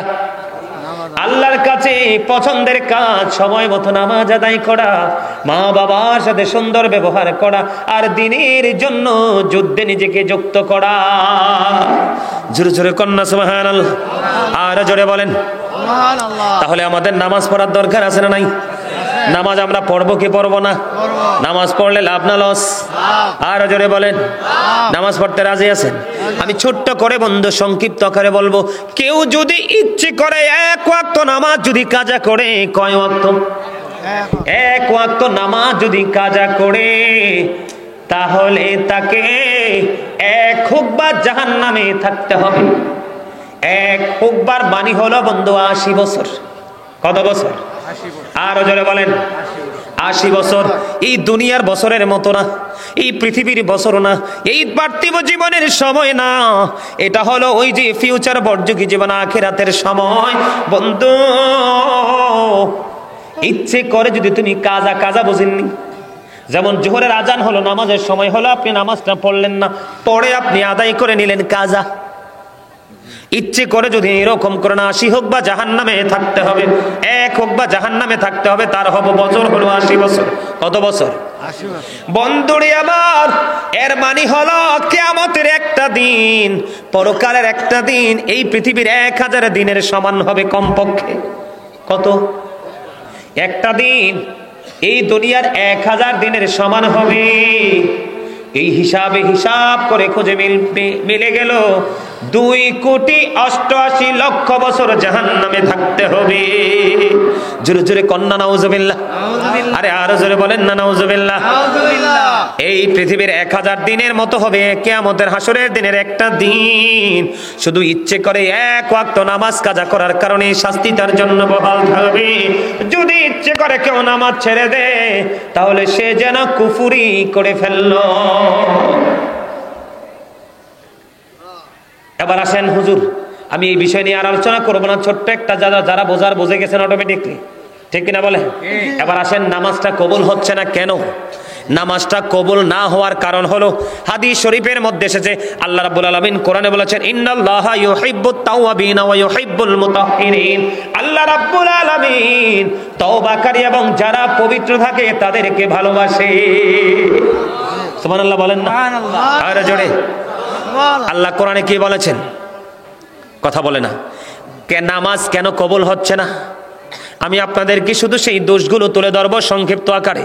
এই যে আমার চাচা যদি থাকতো এখন খুশি হতো, উনি কিন্তু রাগ করে চলে গেছেন, ঠিক কিনা বলেন? কারণ এই অন্যায়টা দেখে উনি সহ্য করতে পারে নাই, নিশ্চয় অনেক বেশি খারাপ লাগছে, ঠিক কিনা? ঠিক। বন্ধুরে আমার, আমি আপনাদেরকে বুঝাই কি, আপনারা মন দিয়ে শুনবেন। একদিকে আল্লাহ বলেছেন ইন্নাল্লাহা ইউহিব্বুত তাওয়াবিনা ওয়া ইউহিব্বুল মুতাহহিরিন। আল্লাহ রাব্বুল আলামিন যারা তওবা করে এবং পবিত্র থাকে তাদেরকে আল্লাহ পছন্দ করে। বন্ধুরে আমার, তওবাকারী এবং পবিত্র ব্যক্তি যারা আল্লাহ তাদেরকে পছন্দ করে রে, ওই দিক দিয়ে আল্লাহর হাবিব হাদিস শরীফের মধ্যে এসেছে লা তাকবালু সালাতুম বিগাইরি দুহুর ওয়ালা সাদাকাতুম মিন গুলুল। আল্লাহ রাসূল বলেছেন পবিত্রতা ছাড়া নামাজ কবুল হয় না এবং হালাল টাকা ছাড়া দানও কবুল হয় না। বুঝো না তোমরা কথা? ঠিক না? কে বলছে কথা? আল্লাহর হাবিব। আল্লাহর হাবিবের কথা সত্য না? সাদাকাল্লাহুল মাওলানাল আযীম ওয়া সাদাকা রাসূলুহুন নবিয়ুল হাবিবুল কারীম। আল্লাহর কথা যেমনি সত্য, নবীর কথা। এটা কিন্তু বেঈমান কাফেররাও কিন্তু এটা বলেছে যে নবীজি আল আমিন, তিনি যে সত্যবাদী, এটা তারা নিজেরা তাদের লিখনির মাধ্যমে, বক্তব্যের মাধ্যমে তারা এটাকে একবারে আপনার কি করে দিয়েছেন, একবারে শনাক্ত করে দিয়েছেন। কিভাবে জানেন? হযরত মুহাম্মদ সাল্লাল্লাহু আলাইহি সাল্লাম was born in Arab country. His father's name was Abdullah. His mother's name was Amina. His father had died before he was born. He lost his mother in his childhood. He was very truthful. তিনি ছিলেন শ্রেষ্ঠ সত্যবাদী। কে? আপনার আমার প্রাণের নবী। জোরে জোরে কন্যা সুবহানাল্লাহ। আর জোরে সুবহানাল্লাহ। আল্লাহ বলতেছেন কি, যারা তওবা করে, বেশি বেশি করে তওবা করে পবিত্র থাকে, আল্লাহ তাদেরকে পছন্দ করেন, ঠিক না? ঠিক। বন্ধুরে আমার, আর আরেক দিক দিয়ে আল্লাহর হাবিব বলতেছেন পবিত্রতা ছাড়া ইবাদত কবুল হয় না, হালাল টাকা ছাড়া দানও কবুল হয় না। মিফতাহুল জান্নাতিস সালাহ ওয়া মিফতাহুস সালাতিত তুহুর। নামাজ হলো জান্নাতের চাবি, আর নামাজের চাবি হলো পবিত্রতা। কি বুঝছেননি কথা? নামাজের চাবি কি? আর নামাজ কি? জান্নাতের চাবি। as-salatul mi'rajul মুমিনিন, নামাজ মুমিনের জন্য মেরাজ। জোরে জোরে কন্যা সুবহানাল্লাহ। আর জোরে বলে। এবার আসেন, নামাজ কবুল না হওয়ার পিছনে অন্যতম কারণ হলো বন্ধু, সর্বপ্রথম বর্তমানে ম্যাক্সিমাম মানুষ হারাম পথে টাকা উপার্জন করে খায়। আরো জোরে কন্যা কেন? কারণ বন্ধু, যাদের বডিটা হারাম উপার্জিত খাবার দিয়ে গঠিত হয়েছে, তাদের সেজদা কখনো কবুল হবে না। এখানে নোংরামি আছে না নাই? 2 নাম্বার বুখারী শরীফের মধ্যে এসেছে হাদিস খানা। আপনি 10 টাকা দিয়ে একটা জামা কিনেছেন, অথবা 100 টাকা দিয়ে, অথবা 1000 টাকা দিয়ে। 1000 টাকা দিয়ে যদি কিনেন, 900 টাকা আপনার হালাল, 100 টাকা হারাম। 10 টাকা দিয়ে যদি কিনে থাকেন, 9 টাকা আপনার হালাল, 1 টাকা হারাম। বন্ধুরে আমার, আমার নবী বলেছে 1 টাকা হারাম যখন তোমার 9 টাকার সাথে যুক্ত হলো, এটা হারাম হয়ে গেল। এই পোশাক পরে কিয়ামত পর্যন্ত তুমি নামাজ পড়ো রে, এই নামাজ আল্লাহর দরবারে কবুল হবে না। আওয়াজ তুলে বলুন না নাউজুবিল্লাহ। আর জোরে বলেন নাউজুবিল্লাহ। 2 নাম্বার হলেন বর্তমানে ম্যাক্সিমাম বর্তমান সমাজের যুবকদের দিকে যদি তাকায়, আপনারা তো ঢাকার মানুষ, ম্যাক্সিমাম যুবকের পরনে দেখবেন জিন্স প্যান্ট থাকে, কি প্যান্ট থাকে? জিন্স প্যান্ট আছে না নাই? আছে। আমি আপনাদের কি বুঝাচ্ছি, মন দিয়ে ব্রেইনে সেটআপ দেন, বন্ধু বিরক্ত হলে বলবো না। আল্লাহ কোরআনে বলেছেন লিবাসুত তাকওয়া যালিকা খায়র। আল্লাহ রাব্বুল আলামিন বলেছেন আল্লাহর কাছে সবচেয়ে উত্তম পোশাক হলো তাকওয়ার পোশাক। যে পোশাকটা পুরুষের জন্য, ইমানদার পুরুষের জন্য ফরজ, এই পোশাকটা উপর দিয়ে থাকবে নাভি বরাবর অথবা নাভির উপরে, নিচের দিক দিয়ে থাকবে টাকনোর উপরে। বলে হুজুর এখন যদি আমি নাভির নিচে পড়ি, আপনি ফরজ তরক করেছেন, আল্লাহ রাস্তা দেখিয়ে দেখাইছে একটা, আপনি নিজের রাস্তা তৈরি করেছেন আর একটা। কথা কি আমার বুঝে আসে? আর নিচে দিয়ে আপনি টাকনুর উপরে রাখতে হবে, নিচে যাওয়া যাবে না। বুখারী শরীফের মধ্যে সে হাদিস কানা, যিনি অহংকার করে করে টাকনুর নিচে ঝুলিয়ে ঝুলিয়ে পোশাক পরবে তার ঠিকানা জাহান্নাম। আল্লাহ ডাজন্ট লাইক দ্য প্রাউড। আল্লাহ অহংকারীকে পছন্দ করে না, ঠিক কিনা বলেন? ইন্নাহু লা ইউহিব্বুল মুস্তাকবিরিন। আল্লাহু আকবার। আল্লাহ অহংকারীকে পছন্দ করেন না। কি করেন না? কথা বুঝে নেবেন কিন্তু, আমার কথা কি বোঝেন? তিন শ্রেণীর মানুষ কি হাসরের দিন আল্লাহ ক্ষমা করবে না। এক শ্রেণীর মানুষ হলো লুঙ্গি, প্যান্ট, পায়জামা, ট্রাউজার যেটাই পড়েন না কেন, যদি বন্ধু টাকনোর নিচে ঝুলানো থাকে, ওই মানুষকে আল্লাহ রাব্বুল আলামিন কাল হাসরের দিন ক্ষমা করবে না, তারকে আল্লাহ রাব্বুল আলামিন দয়া করবে না। দুই নাম্বার হলো যারা ব্যবসার মাধ্যমে অর্থ উপার্জন করে মানুষকে ঠকায়, বন্ধু তার ক্লায়েন্টকে ঠকায়, তার জন্য। তিন নাম্বার হলো যে মানুষ বিপদে পড়লে উপকার করে, সুযোগ পাইলে খোটা দেয়। এটা একটা হাদিস শরীফ। এই জন্য বন্ধু বলছি, তুমি যে নামাজ পড়ছো নাবির নিচে, গতকালকে যখন আমরা ওই যে কোথায় যে বলছিলাম মেঘালয়ের দিকে রওনা দিলাম, ময়মনসিংহ দিয়ে শেরপুর দিয়ে, একবারে মেঘালয় বর্ডারের কাছাকাছি প্রোগ্রাম করে আসলাম, হঠাৎ করে দেখলাম একটা ছেলে তার গাড়িটাকে ক্লিন করতেছে। বিশ্বাস করেন আমার চোখ দুইটো লজ্জিত হয়ে গেছে। সেই শয়ে বন্ধু গাড়িটা ক্লিন করতেছে, তার পিছনের দিক দিয়ে 100% লজ্জাস্থানটা দেখা গিয়েছে। আমি লজ্জায় কিন্তু কোনো কিছু বলিনি, চোখগুলোকে অন্যদিকে ঘুরিয়ে নিয়েছে। এখানে দাঁড়িয়ে দাঁড়িয়ে কিসের কথা? এই এটা কি কথার জায়গায়? তোমরা এখানে দাঁড়া দাঁড়িয়ে কথা বলছো কেন? যাও ওইদিকে যাও, বিরানির সময় এসে নিয়ে যাইও।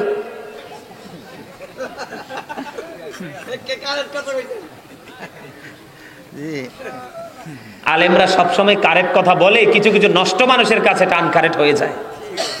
আলেমরা সবসময় রাইট কথা বলে, কোন কোন দুষ্ট চরিত্রের মানুষের কাছে এটা রং হয়ে যায়। এই কম আনে হাদিয়া লইয়াইছেননি। আলহামদুলিল্লাহ। আমার খুব আসলে প্রেম করতে চামড়া সাউন্ড লাগে না। চামড়া যদি বয়কারে বড়তে বড়তে বড়তে বড়তে একেবারে ঝুমাইয়া যায়, অন্তরটা ঠিক থাকলে প্রেমও ঠিক থাকে। চামড়ার প্রেম বেশি দিন টেকে না, রুহের প্রেম অনন্তকালের জন্য, ঠিক কিনা?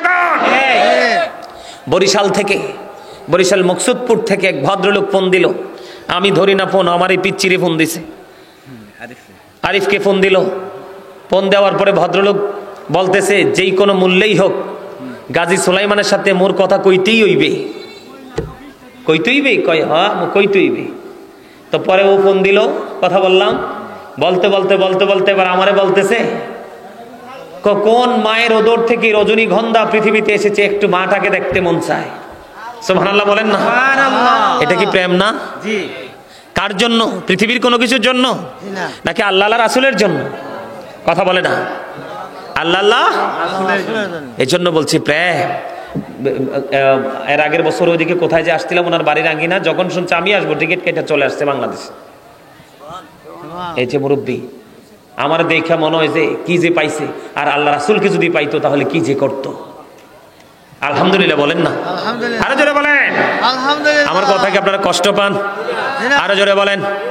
তিন শ্রেণীর মানুষেরকে আল্লাহ ক্ষমা করবে না। এরে যুবক, সবচেয়ে বড় লজ্জার কথা হলো আমরা ইমানদার হয়ে কেন বেঈমানি কালচার আমাদের মাঝে। চুল কেটেছো ইহুদিদের স্টাইলে, তুমি দাড়ি কাটিং দিয়েছো ইহুদি স্টাইলে, ফ্যান পড়েছো তুমি ইহুদি স্টাইলে। এই যে দেখেন একটা চুল কাটছে, চেহারাটা অত্যন্ত কিউট, এত সুন্দর। আমি কিন্তু তাকে খুশি করার জন্য বলছি না, দেখেন এই ছেলেটার দিকে, এইরকম চেহারার ছেলে কিন্তু সহজে চোখ সামনে মিলে না। তার সিনায় কিন্তু প্রেম আছে, কিন্তু কন্ডিশন বোঝে না। দেখেন চুলটাতে সাটাইছে পুরা ইহুদিদের স্টাইল। কথা বলেন না কেন? এটার জন্য দায়ী বন্ধু মা বাবা রে। মা বাবা এই জন্য বন্ধু দক্ষ হতে হবে, মা বাবা এই জন্য এক্সপেরিয়েন্স ম্যান হতে হবে। সন্তান কোনটা করছে, রং কিনা রাইট, এই দিকে পিতামাতার সবচেয়ে নজর থাকতে হবে। ছেলে যদি বন্ধু 6 হাত লম্বা হয়, বাবা যদি বন্ধু 2 হাতও হয়, তারপরেও এই ছেলে বাবার উপর দিয়ে যেতে পারে না। পৃথিবীর শ্রেষ্ঠ জায়গা হলো পিতা মাতার বুক, ঠিক কিনা বলেন? বন্ধুরে আমার, আমি কেন বললাম তাকে দেখালাম, এটা কিন্তু সে বুঝে নাই এটা যে তার অন্যায়, কিন্তু স্টাইলটাই ইহুদিদের। আমি তোমাদেরকে মনে করিয়ে দিই, আল্লাহ কোরআনে বলেছে ইমানদারদেরকে তোমাদের ফিউচার আছে, তোমাদের ভবিষ্যৎ আছে। তোমরা যদি ফিউচারকে ব্রাইটনেস করতে চাও তাহলে ওই সমস্ত বলো অলওয়েজ তোমরা কমিউনিকেশন রাখো। আমি তোমাদেরকে বোঝাতে চাই, তোমরা 2 জন একেবারে ইয়াং ম্যান সামনে বসেছো, আমি তোমাদেরকে বলতে চাই পিছনে অনেকে এসে বসেছে। আল্লাহ রাব্বুল আলামিন পবিত্র কালামে কিন্তু বলেছে ইন্নাল কাফিরিনা কানু লাকুম আদুওয়াম মুবিনা।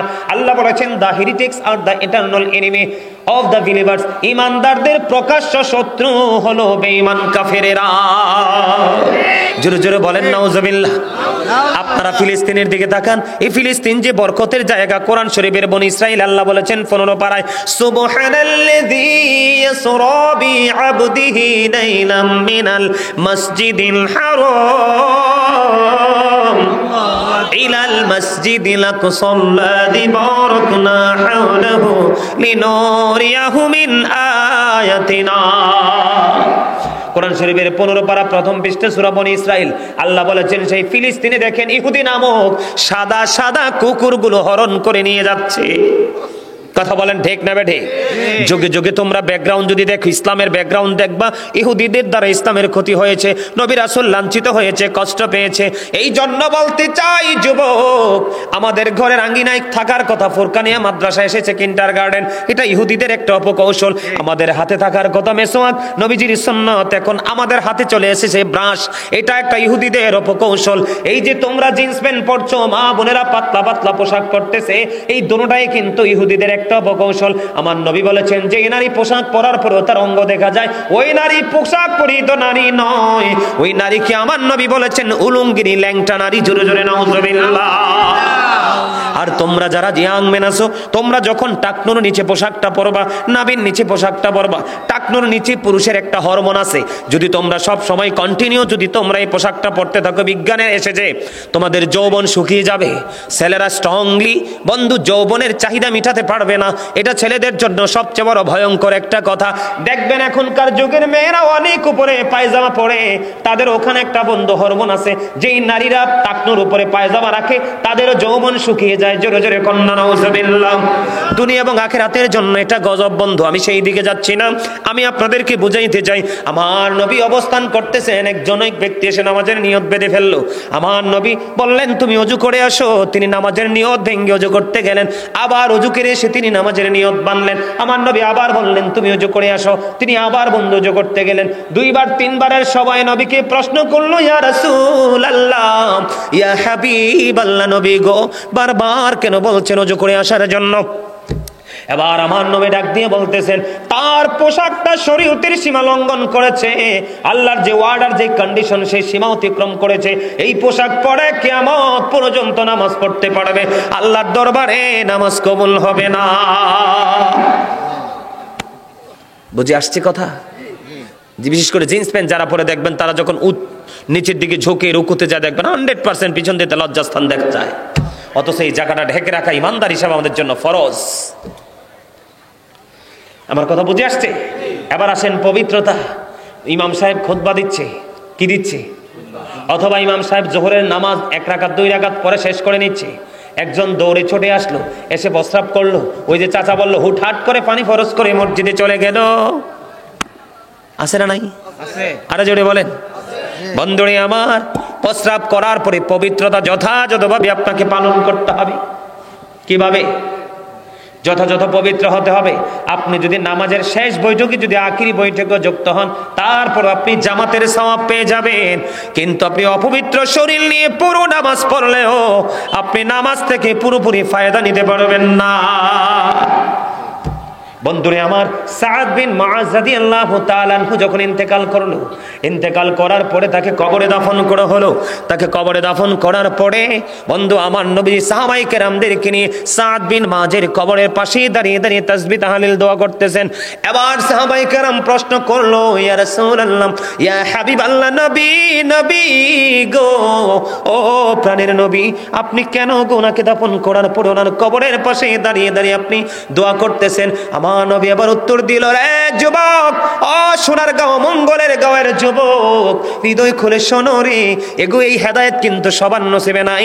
তবে যেই যুবক হেদায়েত প্রাপ্ত হবে রে, এই যুবকের জন্য কাল কিয়ামতের দিন আল্লাহর আরশের ছায়ার নিচের একটা অংশ তোমাদের জন্য বরাদ্দ থাকবে। সুবহানাল্লাহ। আর জোরে বলুন না সুবহানাল্লাহ। সুবহানাল্লাহ। আমার নবী ডেকে ডেকে বলতেছেন, তার ওই সাদ বিন মুআজ ইন্তেকাল করার পরে তার জানাজায় ৭০,০০০ ফেরেশতা অংশগ্রহণ করেছে। সে এত বেশি আল্লাহওয়ালা বুজুর্গ ছিল, কিন্তু তারপরেও তার কবরে আযাব চলছে। আল্লাহু আকবার বলবেন না? কথা বুঝতে পারছেন? সে এত বেশি নেক আমল করেছে, এত বেশি তাকওয়া খোদাভীতি তার ছিনাই ছিল।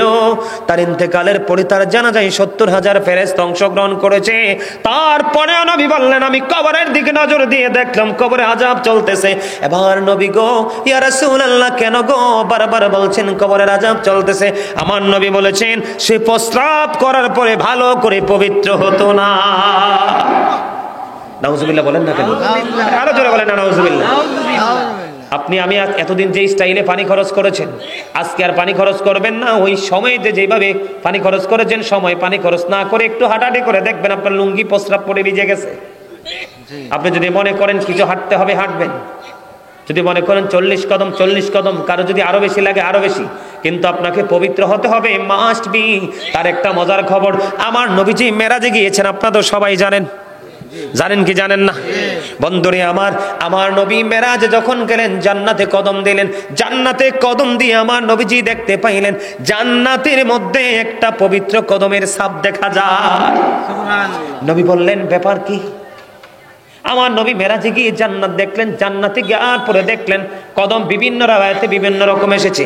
একটা রাওয়ায়াতে পেয়েছি বন্ধু কদমের নবীজি ছাপ দেখেছেন, আর একটা রাওয়ায়াতে এসেছে নবীজি কদমের শব্দ শুনতে পেয়েছেন। বন্ধুরে আমার নবী বললেন, আশ্চর্য হয়ে গেছেন, কদমের ছাপ কেন? আমার নবীজি মেরাজ থেকে ফিরে আসলেন। আয়েশা বন্ধু আমার নবীজি হযরতে বেলালকে ডাকলেন। বেলালকে ডেকে ডেকে বললেন, বেলাল রে, একটুখানি বলো না তোমার জীবনে কি এমন আমল তুমি করেছো? বেলাল, আমি জান্নাতে কদম দিয়ে দেখতে পাইলাম, আমি কদমটার দিকে নজর দিয়ে চাইয়া দেখলাম, এই কদম কার রে? এই কদমের দিকে নজর দিয়ে চাইয়া দেখলাম এই কদমটা পৃথিবীর আর কারো নয়, আমার প্রিয় বেলালের পায়ের ছাপ।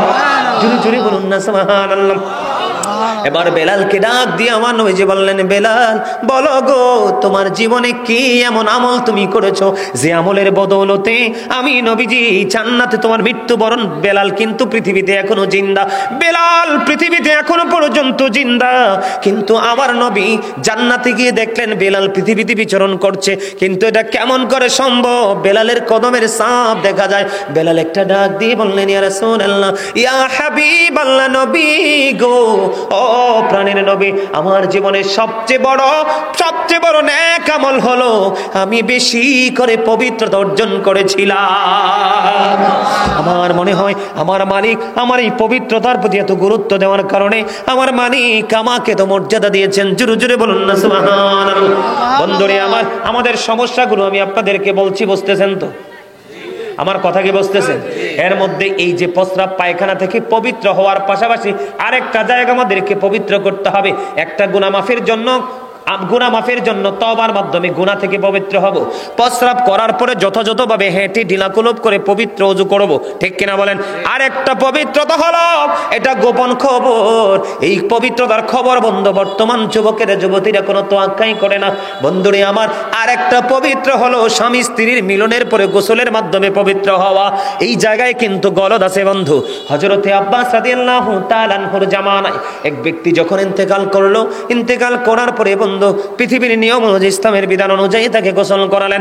গোসল কমপ্লিট করার পরে তাকে কবরে দাফন করলেন। কবরে নিয়ে গেলেন, তাকে কবরে নিয়ে যাবেন।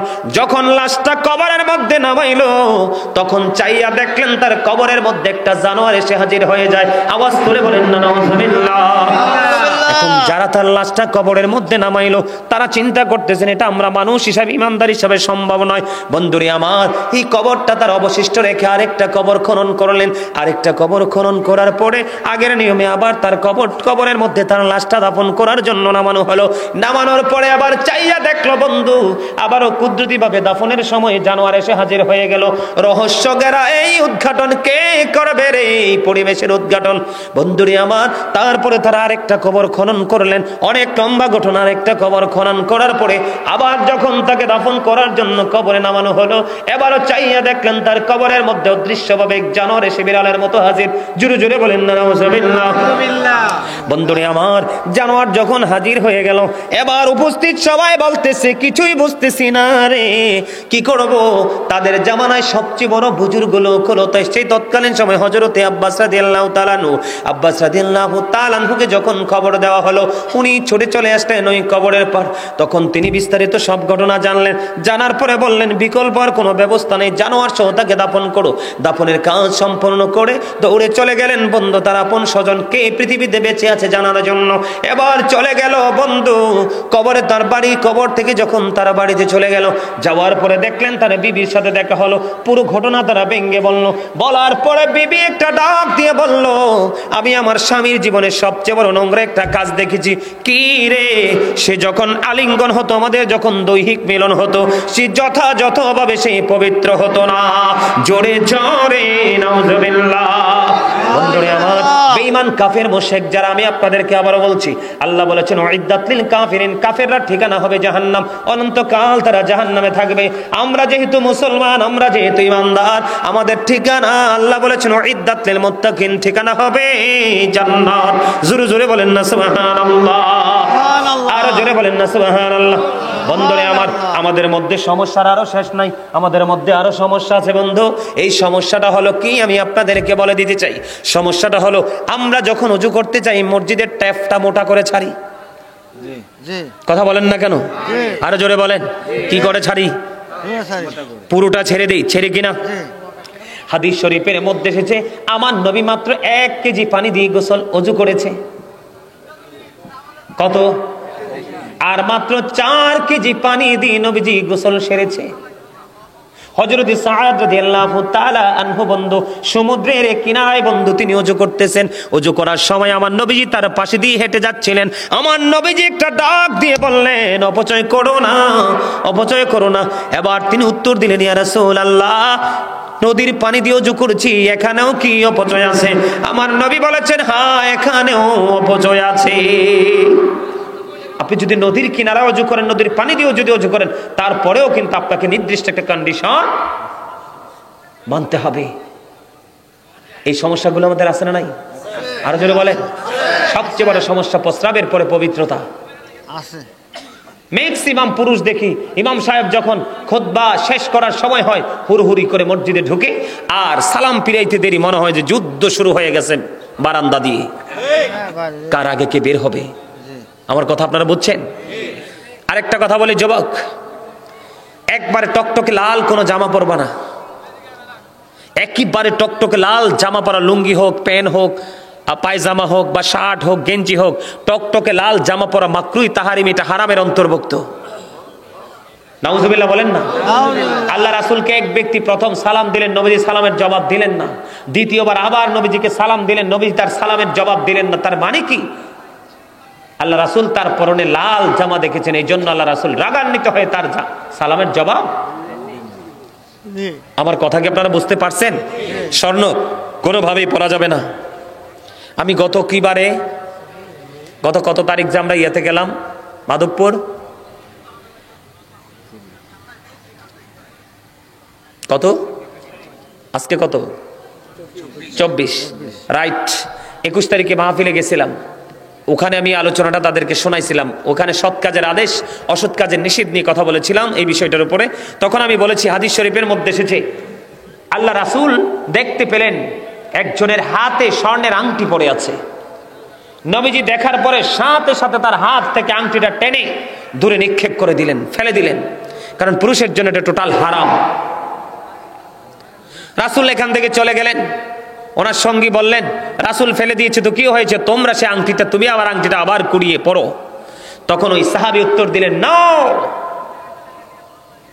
যেটা রাসূল আমার হাত থেকে নিয়ে নিক্ষেপ করেছে, ছিঁড়ে ফেলে দিয়েছে, সেটা আমি আর ইউজ করব না, কারণ আমার নবী বলেছেন, তোমরা কি চাও তোমাদের হাতের উপর আগুনের একটা কয়লা, জ্বলন্ত কয়লা রাখা হোক? না না, আমরা কেউ আগুন চাই না রে, আগুনের বহন করা সম্ভব তো হবে না।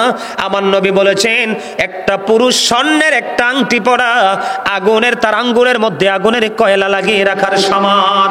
এই জন্যই সাহাবী বলেছে, আমার নবী কি করেছেন, আংটিটা দূরে ফেলে দিয়েছে, আমি তার কখনোই পরব না। কথা কি বুঝতে পারছেন? আমাদের অন্যায়ের শেষ নাই। ওমা, কত লম্বা সময় ওয়াজ হয়েছে, আমি তো কইতেই পারতাম না। দেখছেন নি যে আল্লাহ, আপনাদের কাছে ভালো লাগছে না? আরো জোরে বলেন। রাসূলের শান, ঈদে মিলাদুন্নবী তো রাসূলের শানে ছোট্ট অল্প একটু গজল গাই। অনেক পুরনো, আপনাদের পরিচিত। গজল কি আপনারা পছন্দ করেন? গজল গাইলে কিন্তু হাদিয়ে দিতে হইব। হ্যাঁ, মাশাআল্লাহ, ইমানি পরীক্ষায় পাশ করছেন। মূলত হাদিয়া না, আপনাদের মন মানসিকতাকে ট্রাই করার জন্য। অনেক সময় হাদিয়ার কথা বললে আরে বুঝে না, টাকা পয়সা যে যাইতেছে নিয়ে যাওয়া যায় না, আবার আল্লাহর কাছে আগেও অ্যাডভান্স পাঠানোও যায় না, এটা পাবলিক বুঝে না, মনে করে বাড়ি গাড়ি সব নিয়ে যাওয়া যায়। রাসূল বলেছেন, মরার আগে যা দান করে যাবা তা তোমার সম্পদ, যা রেখে যাবা তা পরের সম্পদ, কারণ তুমি মরার পরে আইসা আর নিতে পারবা না। আমার সাথে সুর দিবেন? সবার মধ্যে একটু ক্লান্তি আসছে, আমার মনে হয় ক্লান্তিটা চলে যাবে। সুর দিবেন সবাই? হ্যাঁ। পাইলে নিরালাই গো নবী, পাইলে নিরালাই, পাইলে নিরালাই গো নবী, পাইলে নিরালাই, দুই কদমে চুমো খাবো, দুই কদমে চুমো খাবো, চরণে ধুলি মাখবো গায়ে, পাইলে নিরালাই গো নবী, পাইলে নিরালাই, পাইলে নিরালাই গো নবী, পাইলে নিরালাই, দুই কদমে চুমো খাবো, দুই কদমে চুমো খাবো, চরণে ধুলি মাখবো গায়ে, পাইলে নিরালাই গো নবী, পাইলে নিরালাই, পাইলে নিরালাই গো নবী, পাইলে নিরালাই। আমার নবী কত দূরে, লোহিত সাগরের তীরে, আরে মদিনার ওই সোনার ঘরে আছেন তিনি সর্বদাই, পাইলে নিরালাই গো নবী, পাইলে নিরালাই, পাইলে নিরালাই গো নবী, পাইলে নিরালাই। ঠিক না বেঠি? আমরা নবীজির কদমে চুমু খাইতাম না, নবীজির চরণ ধুলি গায়ে মাখতাম না, আরো কিছু করতাম। ঠিক না বেঠি? সম্মানিত উপস্থিতি, নবীর প্রেম যার সিনায় আছে, সেই নবীর আদর্শকে অন্তরে লালন করতেছে। ঠিক কিনা বলেন? আর জোরে কথা ঠিক না ঠিক? আর একটু ওয়াজ করতাম।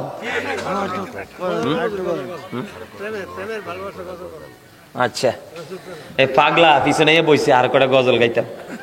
প্রত্যেকটা দিন তো ঘন্টাটা বাজতেই আছে, অলওয়েজ টন টন টন টন করে বাজতেছে। এটা মালিকের খেলা। মারহাবা বলেন না? আরো জোরে, আরো জোরে কর না। আজ তিনি ধন্যবাদ দেয়, দিলে দেওয়ার মতো দিবে। একটু দিয়ে আর একটু চুপচাপ রেখে লাভ আছে? কথা বলেন, লাভ আছে? আরেকটা গজল গান রাসূলের শানে গাইবেন? পুরনো গজল।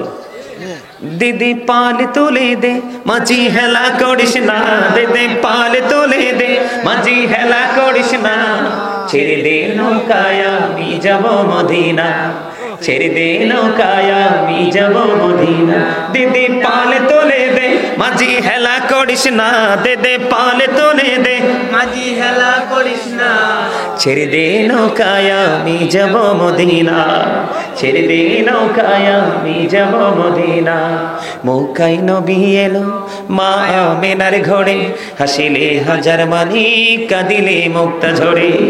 মৌকায় নবী এলো মা আমেনার ঘরে, হাসিলে হাজার মানি কাঁদিলে মুক্তা ঝরে দয়ালে মুর্শিদি যার সখা তার কিসের ভাবনা দয়ালে মুর্শিদি যার সখা তার কিসের ভাবনা আমার হৃদয় মাঝে কাবা নয়নে মদিনা আমার হৃদয় মাঝে কাবা নয়নে মদিনা দিদি পাল তোলে দে মাঝি হেলা সবাই দে পাল তোলে দে মাঝি হেলা করিস না ছেড়ে দে নৌকায় আমি যাব মদিনা ছেড়ে দে নৌকায় আমি যাব মদিনা মক্কায় নবী এলো মা আমেনার ঘরে হাসিলে হাজার মানি কাঁদিলে মুক্তা ঝরে মক্কায় নবী এলো মা আমেনার ঘরে হাসিলে হাজার মানি কাঁদিলে মুক্তা ঝরে দয়ালে মুর্শিদি যার সখা তার কিসের ভাবনা দয়ালে মুর্শিদি যার সখা তার কিসের ভাবনা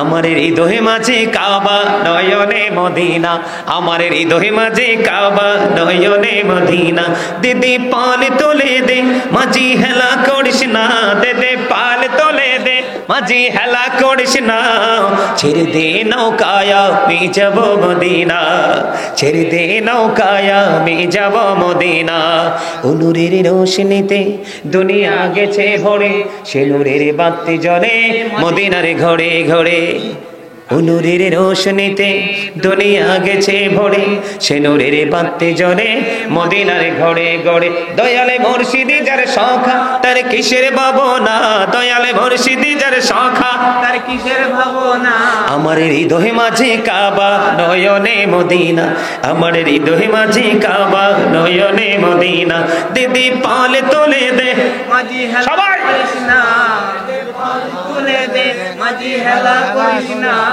ছেড়ে দে নৌকায় আমি যাব মদিনা ছেড়ে দে নৌকায় আমি যাব মদিনা মারহাবা আরে আরো জোরে বলেন না মারহাবা ধন্যবাদ একটু মজা করে দেন না ওয়াজ তো শেষে কয়টা গজল গামো আর মা বাবা নিয়ে একটু আলোচনা করবো কইরা তারপরে শেষ করবো রাজি আছেন মা বাবা সম্পর্কে একটু ওয়াজের দরকার আসেনি আপনি সারা জীবন নামাজ পড়তে পড়তে যদি কপালের চামড়া ক্ষয়ও করে ফেলান কিন্তু মা বাবার সাথে যদি ভালো সম্পর্ক না থাকে আপনি কিন্তু সেই নামাজ দিয়ে কোনো ফায়দা হবে না তার আগে আরেকটা গজল গাই মহব্বত করে এটাও পুরনো গজল অনেক আগে গাইছি আজকে মনে 2 বছরের মধ্যে একবারও গাই নাই গজলটা গাইবো গোলাপ নীলাম গাঁদা নীলাম নীলাম রজনী গন্ধা মনের শোকে মালা গাঁথিব সকাল থেকে সন্ধ্যা একবার দেখা দাও যদি ও গো কামলিওয়ালা একবার দেখা স্বপ্নে রাত্রি বেলা হাসি মুখে পড়াবো তোমায় হাজার ফুলের মালা হাসি মুখে পড়াবো তোমায় হাজার ফুলের মালা বলো ইয়া রাসূলুল্লাহ ইয়া হাবিবাল্লাহ বলো ইয়া ইয়া হাবিবাল্লাহ গোলাপ নীলাম গাঁদা নীলাম নীলাম রজনী গন্ধা মনের শোকে মালা গাঁথিব সকাল থেকে সন্ধ্যা একবার দেখা দাও যদি ও গো কামলিওয়ালা একবার দেখা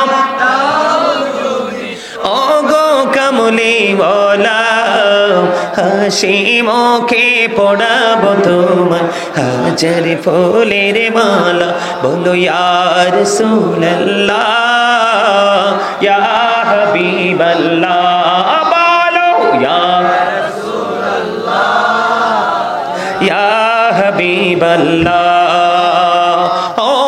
ফুলকে প্রশ্ন করি রংটি কোথায় পেলে নূর নবীজির ত্বক মুবারক হলুদ ছিল বলে সেখান থেকে মিলে সেখান থেকে মিলে বাগান থেকে হলুদ ফুলকে তুলে গাঁথব মালা হাসি মুখে পড়াবো তোমায় হলুদ ফুলের মালা বলো ইয়া রাসূলুল্লাহ হাবিবাল্লাহ বলো ইয়া রাসূলুল্লাহ ইয়া হাবিবাল্লাহ লাল ফুলকে প্রশ্ন করি রংটি কোথায় পেলে উহুদ ময়দানে নবীর রক্তের কথা বলে সেখান থেকে মিলে সেখান থেকে মিলে বাগান থেকে লাল ফুলকে তুলে গেছে বৌমালা হাসি মুখে পড়াবো তোমায় লাল ফুলের মালা বলো ইয়া রাসূলুল্লাহ বলো ইয়া রাসূলুল্লাহ ইয়া হাবিবাল্লাহ গোলাপ নীলাম গাঁদা নীলাম নীলামের রজনীগন্ধা মনের শোকে সকাল থেকে সন্ধ্যা একবার দেখো দাও যদি ও গো কামলি বলা হাসি মুখে পড়াবো তোমায় ফুলের মালা বলো ইয়া রাসূলুল্লাহ ইয়া হাবিবাল্লাহ বলো ইয়া রাসূলুল্লাহ সবাই ইয়া হাবিবাল্লাহ সাদা ফুলকে প্রশ্ন করি রংটি কোথায় পেলে নূর নবীজির দাঁত মুবারক সাদা ছিল বলে সেখান থেকে মিলে সেখান থেকে মিলে বাগান থেকে সাদা ফুলকে তুলে গেছে বোমালা হাসি মুখে পড়াবো তোমায় সাদা ফুলের মালা বলো ইয়া রাসূলুল্লাহ লা বলো ইয়া রাসূলুল্লাহ ইয়া হাবিবাল্লাহ গোলাপ নীলাম গাঁদা নীলাম নীলামের রজনীগন্ধা মনের শোকে মালা গাঁথিব সকাল থেকে সন্ধ্যা একবার দেখো দাও যদি স্বপ্নে রাত্রি বেলা একবার দেখো দাও যদি ও গো কামলি বলা হাসি মুখে পড়াবো তোমায় হাজার ফুলের মালা বলো ইয়া রাসূলুল্লাহ সবাই বলো ইয়া রাসূলুল্লাহ ইয়া হাবিবাল্লাহ মারহাবা ভালো লাগছে না মজা না আরে আমরা নি শুধু নাত গাই হাসান ইবনে সাবিত রাদিয়াল্লাহু তাআলা আনহু মসজিদে নববীর মিম্বরে দাঁড়িয়ে দাঁড়িয়ে রাসূলের শান গেয়েছিলেন আর আমার আল্লাহকে একটা ডাক দিয়ে আমার নবীজি বললেন আল্লাহ হাসান ইবনে সাবিত কি রুহুল কুদ্দুসের মাধ্যমে সাহায্য করো সুবহানাল্লাহ আরে জোরে কন্না সুবহানাল্লাহ আপনারা যে প্রাণ উজাড় করে নবীজি শান গাইতেছেন নবীজি দেখে কি দেখে না সব শুনে ঠিক কি না বলে আরে জোরে কোন একটা গাইবো নবী নবী বলে হায় কেঁদে কেঁদে দিন যায় পাইনি দিদার ধমে লাখো সালাম কদমে নবী লাখো সালাম কদমে নবী নবী বলে হায় কেঁদে কেঁদে দিন যায় পাইনি দিদার ধমে লাখো সবাই নবী লাখো সালাম কদমে সোনার মদিনায় লুকিয়ে আছো গো দেখতে না পাই নয়নে আমি দেখতে না পাই নয়নে এ চির গোলামকে দেখে দে মরে গো আছি কি তোমার শরণে গো আছি কি তোমার শরণে, দয়ারি নজরে চাও, গোলামের দেখা দাও, ধন্য করো জনমে। লাখো সালাম, সবাই বলেন লাখো সালাম, সবাই বলেন না। নবী নবী বলে হায়, কেঁদে কেঁদে প্রাণ যায়, ধন্য করো দিদারে। লাখো সালাম কদমি নবী, লাখো সালাম কদমি। কঠিন হাসরে দেখি ও নবী গো, নইলে ডুবে যাব তব বিহনে, নইলে ডুবে যাব তব বিহনে।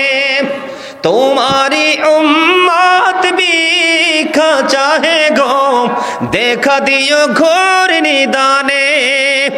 বসে আছি আশাতে নিশি ঘোর পোহাতে, কামলিওয়ালার কারণে নবী কামনে।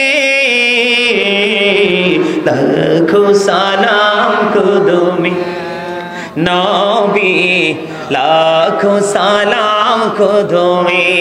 নবী নবী বলে হায়, কেঁদে কেঁদে দিন যায়, পাইনি দিদার ধমে। লাখো সালাম কদমি। মারহাবা, এটা গামু তো, গামু গামু একটু পরে গাইলাম। সম্মানিত উপস্থিতি, এদিকে দেখান। কবি নজরুল কি কম বুঝতো? কবি নজরুল কম বুঝতো? কথা বলেন, কম বুঝতো?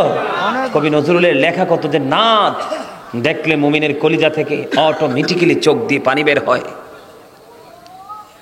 কবি নজরুল কি লিখতে জানতেন না? পড়তে জানতেন না? এমনি এমনি তিনি কবি হয়েছেন? তিনি কি বলেছেন? রাসূল আমার ভালোবাসা, রাসূল আমার আলো আশা, রাসূল আমার প্রেম বিরহের মূল আলোচনা, রাসূল আমার কাজে কর্মে অনুপ্রেরণা। বলেন রাসূল আমার ভালোবাসা, রাসূল আমার আলো আশা, রাসূল আমার প্রেম বিরহের মূল আলোচনা, রাসূল আমার কাজে কর্মে অনুপ্রেরণা। বলেন রাসূল আমার কাজে কর্মে অনুপ্রেরণা। আশা হতো জীবন যখন দুর্বিষহ লাগে, ব্যর্থ এবং পরাজিত স্মৃতিগুলো জাগে, তখন তোমার শৈশব কৈশোর জানাই সান্ত্বনা। রাসূল আমার কাজে কর্মে অনুপ্রেরণা।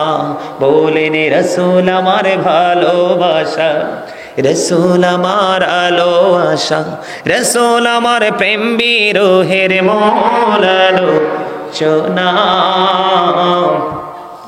রাসূল আমার কাজে করবে অনুপ্রেরণা।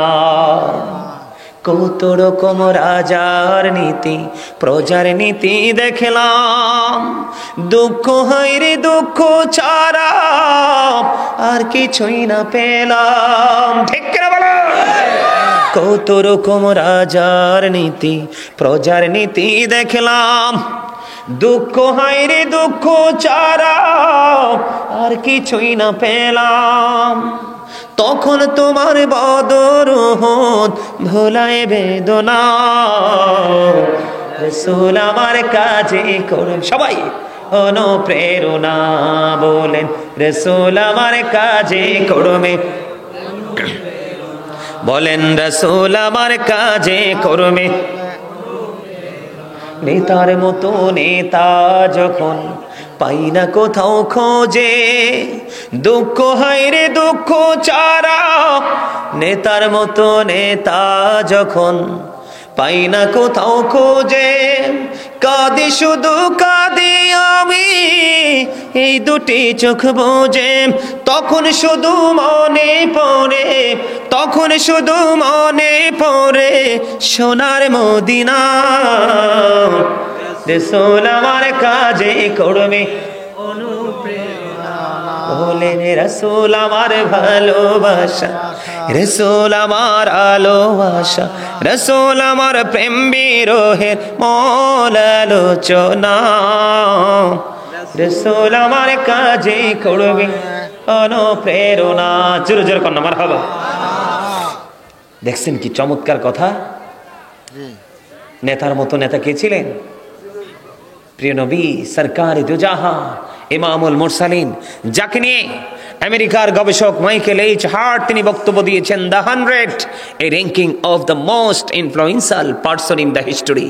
ডক্টর আহমদ পিয়ারা বাগদাদি, যিনি বোস্টন ইউনিভার্সিটির ইংলিশ লেকচারার ছিলেন, তিনি বলেছেন, of all the great religious personalities of all prophet, Muhammad রাসূলুল্লাহ সাল্লাল্লাহু আলাইহি ওয়াসাল্লাম ওয়াজ দ্য মোস্ট সাকসেসফুল। আর যারা বলেন না সুবহানাল্লাহ। নবী সম্পর্কে চিন্তা করতে বসতে গবেষণা করতে হবে। 1969 সনে Neil Armstrong 50 lakh crore dollar ব্যয় করে চাঁদের দেশে গেল, বিন্দু পরিমাণ বালুকণা ফিরে আসলো 2 বন্ধুকে নিয়ে। চাঁদ পৃথিবী থেকে 1,40,000 মাইল দূরে। আপনার আমার প্রাণের নবী এই পৃথিবী থেকে চাঁদ 1,40,000 মাইল দূরে, ইশারা করতে দেরি, চাঁদটা 2টা টুকরা হতে দেরি হয় নাই। সেই নবীর উম্মত, আমাদের দাম কম না বেশি? আরো জোরে বলেন। অনেক বেশি। অন্যান্য নবীরা পর্যন্ত আফসোস করছে, হায় রে, নবী না হয়ে যদি আখিরি নবীর উম্মত হইতাম। 1 রাত্র ইবাদত করলে 1000 মাসের সমান সওয়াব, 1000 রাতের সমান সওয়াব। একদিন দুরূদ পড়লে 1000 বার, জান্নাত না দেখা পর্যন্ত মরণ হবে না। জুমার দিনে 80 বার পড়লে 80 বছরের সগীরা গুনাহ মাফ। হাদিস শরীফের মধ্যে সে নামাজ রোজা হজ যাকাত বাতিল হয়ে যাবে নবীর প্রেমের দুরূদ না পড়লে। তাহলে এখানে কি নবীর দাম কম না বেশি বোঝা যায়? বুঝতে হবে। এখন তো নবীকে নিয়ে অনেকে রং তামাশা করছে। কি করছে? যেমনি সেমনি কথা বলতেছে, যা ইচ্ছা তাই বলতেছে নবীকে নিয়ে। নবী সম্পর্কে গবেষণা করা ছাড়া, গভীর জ্ঞান অর্জন করা ছাড়া নবীকে নিয়ে মন্তব্য করার কোন ধরনের কোনো সুযোগ বুঝেন না কেন? লা ইলাহা ইল্লাল্লাহ, দেয়ার ইজ নো বাট আল্লাহ, মুহাম্মদ রাসূলুল্লাহ সাল্লাল্লাহু আলাইহি ওয়াসাল্লাম ইজ দ্য মেসেঞ্জার অফ আল্লাহ। কালিমার মধ্যে 2টা পার্ট। কয়টা? একটা হলো তাওহীদ, একটা হলো রিসালাত, একটা হলো স্রষ্টা, একটা হলো সৃষ্টি। কেন বুঝেন না? স্রষ্টার সাথে সৃষ্টির কিন্তু কোনো তুলনা হয় না। কিন্তু কি এমন গভীর প্রেম, সেই রহস্য ঘেরা এই কালিমা, যেটা আল্লাহর নামের সাথে, কার নাম? নবী মুহাম্মদের নাম। আল্লাহর নাম মোবারক লিখতে 4টা হরফ লাগে, আলিফ লাম লাম হা, একটা তো কোনো নক্তা নাই। নবীজির নাম মোবারক লিখতে 4টা হরফ লাগে, মিম হা মিম দাল, একটার উপরে নিচে কোনো নক্তা নাই। নামাজের মতো গুরুত্বপূর্ণ ইবাদত আমরা নামাজ পড়ি, প্রত্যেকটা নামাজের আগে সুন্নাত আল্লাহ দিয়ে দিয়েছেন। এখানে রাসূলের সম্মান আছে না নাই? আমাদেরকে বুঝতে, আমাদেরকে জানতে হবে। রাসূলের শিক্ষা, রাসূলকে প্রশ্ন করা হলো, ইয়া রাসূলুল্লাহ, আমার কাছ থেকে সবচেয়ে বেশি উত্তম আচরণ, ভালো আচরণ পাওয়ার হক কে বেশি পায়? কার বেশি হক? রাসূল বললেন, ক্বালা উম্মুকা, তোমার মা। ক্বালা সুম্মা মান, তারপর নেক্সট কে? ক্বালা উম্মুকা, তোমার মা, ইউর মাদার। আবার রাসূলকে প্রশ্ন করা হলো, ক্বালা সুম্মা মান, তারপরে কে? রাসূল বললেন, ক্বালা উম্মুকা ইউর মাদার, তোমার মা। আবার প্রশ্ন করা হলো, ক্বালা সুম্মা মান, তারপরে কে? রাসূল বললেন, ক্বালা আবুকা ইউর ফাদার। আজকে সেই বাবা মাকে আমাদের কাছে শুকনো কলা পাতার মতো মনে হয়। বাবা মাকে ভালোবাসা ফরজ, তাদেরকে কষ্ট দেওয়া হারাম। নামাজ জান্নাতের চাবি, মেনে নিলাম, কিন্তু জান্নাতি যদি খুঁজে না পান, চাবি কোত্থেকে আসবে? চাবি দিয়ে লাভ কি? বুদ্ধিমান মানুষের কাজ হলো, আল্লাহর হাবিব বলেছেন, হতভাগা সে, হতভাগা সে, হতভাগা সে। আল্লাহর হাবিব 3বার বলেছেন। কে গো নবী সে হতভাগা? নবীজি বলেছেন, যে পিতামাতা 2 জনকে পেল অথবা 1 জনকে পেল, তাদের সেবা করেছে, জান্নাতি হতে পারলো না, তার মতো হতভাগা আর কেউ নাই। আল্লাহ বলেছেন, এই এই কর্নার, এই কে হয়েছে তোমরা? তোমাদেরকে সবার আগে তাবারক দেওয়া হবে, তারপরে তোমরা চুপ থাকো। Stop your mouth everybody. এরা কিন্তু তাবারুকের জন্য আসে নাই, তোমরা কিন্তু তাবারুকের জন্য আসতো। রাগ করলে কিছু করার নাই, এটাই সত্য। ঠিক না বেটে? কথা বলেন না কেন? এরকম না বিষয়টা? এরা দাঁড়িয়ে দাঁড়িয়ে কথা বলে, আমি যখন বললাম আসো তখন আইসা বসছে, ঠিক কি না? এই জন্য বলছি তাবারুকটা তোমাদেরকে আগে দেওয়া হবে, শেষ ভালো যার। কথা বলে না কেন? অল মেন উইল ডাই, সব মানুষকে মরতে হবে, মরার পরে যেতে হবে কবরে। আল্লাহ বলেছেন ইন্না বাতশা রাব্বিকা লাশাদীদ, বান্দা প্রস্তুত থাকো, আমি তোমাদেরকে খুব শক্তভাবে ধরবো। The seizing of Allah is difficult, আল্লাহর ধরা, আল্লাহর পাকড়াও বড় শক্ত, বড় কঠিন। আল্লাহ বলেছেন ইন্নাল্লাহা সারিউল হিসাব, Allah is quick to take account, Allah হিসাব গ্রহণে অত্যন্ত তৎপর। ধরবে খুব শক্তভাবে, হিসাবও নেবে খুব শক্তভাবে, দুঃখজনক হলেও সত্য। আল্লাহ রাব্বুল আলামিন বলেছেন ফিউচার, বর্জকি জীবনে তোমার এমন একটা দুর্দশা হবে, যদি তুমি কোনো কারণে যদি পাটা পিছলে যায়, তোমার কোনো উপায় নাই। পৃথিবীতে হেল্পারের অভাব নাই, সহযোগীর অভাব নাই, আপনার খাবার না থাকলে খাবার দেনওয়ালা মানুষের অভাব নাই, অসুস্থ হলে ট্রিটমেন্টের জায়গার অভাব নাই, আছে না? কিন্তু পরকালটা বড় ভয়ঙ্কর। আল্লাহ বলেছেন লা ইয়ামুতু, people will not die that day, সেদিন মানুষ মরতে পারবে না। আল্লাহ বলেছেন ফিহা ওয়ালা ইয়াহইয়া, people will not be able to live that day, সেদিন মানুষ বাঁচতে পারবে না। আল্লাহ বলেছেন ওমা হুম আনহা বিগাইবিন, people will not be able to escape that day, সেদিন মানুষ সেখান থেকে পালাতেও পারবে না। বাঁচার সুযোগ নাই, মরার সুযোগ নাই, পালাবার সুযোগ নাই। যেই মানুষগুলো এত ভয়ঙ্কর এক বেড়াজালের মধ্যে, প্রতিবন্ধকতার বেড়াজালে আটকে যাবে, আল্লাহর হাবিব বলেছেন তাদের জন্য একটা নোংরা খাবার আমার আল্লাহ বরাদ্দ করে রেখেছেন। ইয়া রাসূলুল্লাহ, এই খাবারটার নামটা কি গো? আমার নবী বলেছেন এই রে যুবক, মনটা দিয়ে শোনো, এই খাবারটার নাম হলো তিনাতুল খাবাল। ইয়া রাসূলুল্লাহ, ইয়া হাবিবাল্লাহ, নবী গো, এই তিনাতুল খাবালটা কি গো নবী? একটু জানতে চাই। নবীজি বললেন আরেকটা জাহান্নামীর নিংড়ানো রক্ত, পুজ অথবা ঘাম। আমার কথা আপনারা বুঝেন নাই? বিরানির ডেকে মন হাসতেও পারে না রে, সব ক্লান্ত হয়ে গেছে ওয়াজ শুনতে শুনতে। এটা কি উচিত কথা? ওয়াজ করলাম আমি ঘন্টার পর ঘন্টা, আর দুর্বল হয়ে পড়লেন আপনারা। এটা হইল? আরে বলেন না, ঠিক কিনা বলেন? আপনাদেরকে দেখে মনে হয় ইউ আর ভেরি উইক, একেবারে 100% দুর্বল। I am very strong. কারণ প্রেম যার সিনায় থাকে এটা কখনোই বুড়া, কথা বলে না কেন? যার সিনায় প্রেম থাকে সে বুড়া হয়। আরে কাল হাসরের দিনে বুড়া হবে না। ওই দিন ইয়াতে গেলাম, চট্টগ্রাম হাটহাজারীতে গেছি প্রোগ্রাম করতে। তো আলোচনাটা এমন একটা জায়গায় দিছে, গভীর জগতের আলোচনা করতে করতে করতে করতে আমি একটা সময় একটা সেন্টেন্স ইউজ করেছি, সেটা হলো আল্লাহ রাসূল বলেছেন যে আল হাসান ওয়াল হুসাইন সাইয়্যিদা শাবাবি আহলিল জান্নাহ। রাসূল বলেছেন ইমাম Hasan and Hussain are the leader of younger people in জান্নাহ। আমার নবী বলেছেন যারা পৃথিবীর বুকে এই যুবক আজকে যেমন ইয়াং ম্যান, এই যে একেবারে তারা কত সুন্দর করে, বিশেষ করে দুজন একেবারে পলকহীন দৃষ্টি ছিল আমার দিকে, এটা প্রেমের প্রকাশ ছাড়ার কিছুই নয়। আমি কিন্তু তাদেরকে খুশি করার জন্য বলছি না, ওখানেও আছেন, তবে ওরা আমার খুব কাছে এসে বসেছে, জন্য বললাম। আমার রাসূল বলেছেন যেই যুবকেরা দুনিয়াতে থাকা অবস্থায় যৌবনকালটাকে কাজে লাগাইয়া ফিউচার পর্যন্ত পৌঁছাবে, বর্জকি জীবন পর্যন্ত পৌঁছাবে, কাল হাসরের দিন আল্লাহ রাব্বুল আলামিন তাদের রিসিভের ব্যবস্থা করবে ইমাম হাসান হুসাইন দুইজনের মাধ্যমে। জোরে জোরে কন্যা সুবহানাল্লাহ। ইমাম হাসান হুসাইন দুই ভাই ওই জান্নাতি যুবকদের সর্দার হবে। এখন এক ছেলে তো একেবারে কিউট একটা ছেলে, ইউনিভার্সিটির স্টুডেন্ট, এখন আমার গাড়ির পিছনে ছোটাছুটি করতেছে, ফাড়াফাড়ি করতেছে। আমি তো ভাবতেছি ব্যাপার কি। পরে আমি গাড়িতে উঠবো, এমন সময় বলে হুজুর একটু কথা আছে আপনার সাথে। আমি কি বলো? পরে বলল হুজুর আপনি যে বললেন যে যুবকদেরকে রিসিভ করবে ইমাম হাসান, জান্নাতে আমাদের লিডার হবে যুবকদের। এখন হুজুর যারা 80 বছর 90 বছর 100 বছরে মারা যায় তারা তো বুড়ো হয়ে মারা গেছে। আমি তোমাদের দৃষ্টিতে তারা পৃথিবী থেকে বুড়া হয়ে মারা গেছে, কিন্তু আল্লাহ রাব্বুল আলামিনের সাথে, রাসূলের সাথে, রাসূলের আহলে বাইতের সাথে তারা এত বেশি প্রেম করেছে, তারা ইন্তেকাল করার পরে জান্নাতে যাওয়ার আগে তাদেরকে একেবারে 30 বছরের জোয়ান বানানো হবে। কি করা হবে? 30 বছরের। আপনার ইচ্ছে মতো দৈহিক মেলন করতে পারবে, যৌবন কমবে না, এত বেশি পাওয়ার থাকবে। আর তাদেরকে এত সুন্দর সুন্দর হুড দেওয়া হবে, তাদের বডিতে যে রক্তটা চলাচল করতেছে, এই রক্তটা চলাচল করতেছে এটা পর্যন্ত দেখা যাবে যে আপ ডাউন করতেছে। যৌবনকালের ইবাদত এত বেশি গ্রহণযোগ্য। জিবরাইল আলাইহিস সালাম বলেছেন বৃষ্টির ফোঁটা কিন্তু এক একটা ফেরেশতা পৃথিবীতে নিয়ে আসে। আল্লাহ জিবরাইল বলেছেন বৃষ্টির ফোঁটাগুলো আমার পক্ষে গোনা সম্ভব, কিন্তু যৌবনকালের আমলের হিসাব করা আমি জিবরাইলের পক্ষে সম্ভব নয়। এটা এতটাই পাওয়ারফুল। বন্ধুরে আমার, আমি আপনাদেরকে নজর দিই, হুর গিলমান তৈরি করে রেখেছেন আমার আল্লাহ জান্নাতি যুবকদের জন্য। তুমি যা চাইবে তোমার জন্য তাই বরাদ্দ হবে। চোখ মেললে শুধু জাহান্নামী দেখতে পাই, চোখ মেললে শুধু নোংরা কাজ দেখতে পাই। আজকে মনে 3-4 বছরের মধ্যে আমি জান্নাত নিয়ে ওয়াজ করি নাই, কারণ আমি জান্নাতি মানুষ খুঁজে পাই না।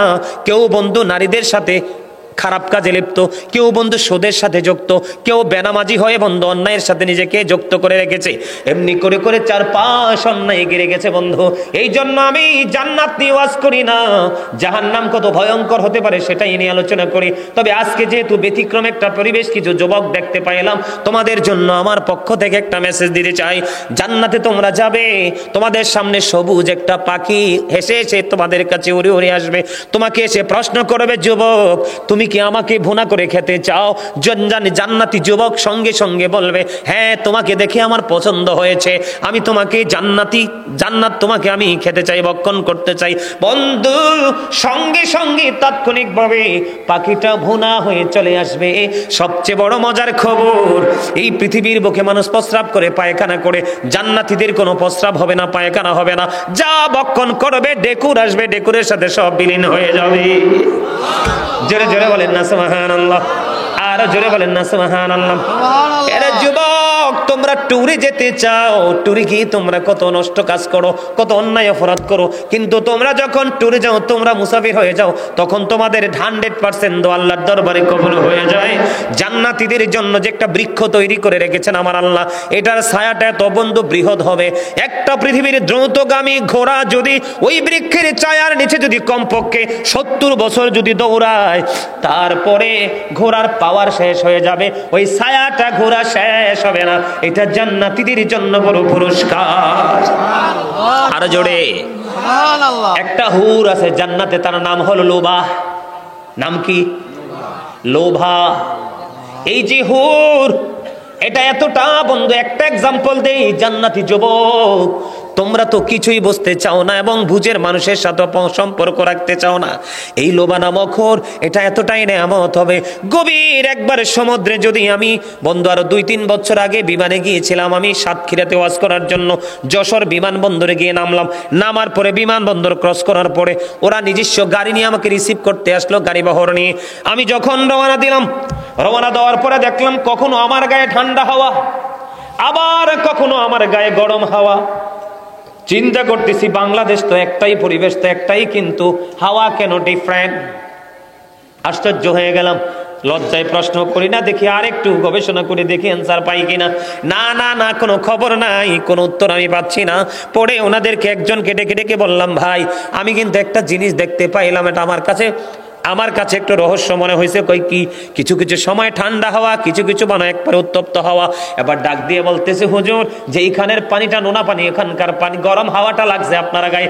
নোনা পানি যেই এরিয়ায়, সেই এরিয়ার হাওয়া হবে গরম, আর মিঠা পানি যেই জায়গায়, মিঠা পানির হাওয়াটা হবে ঠান্ডা।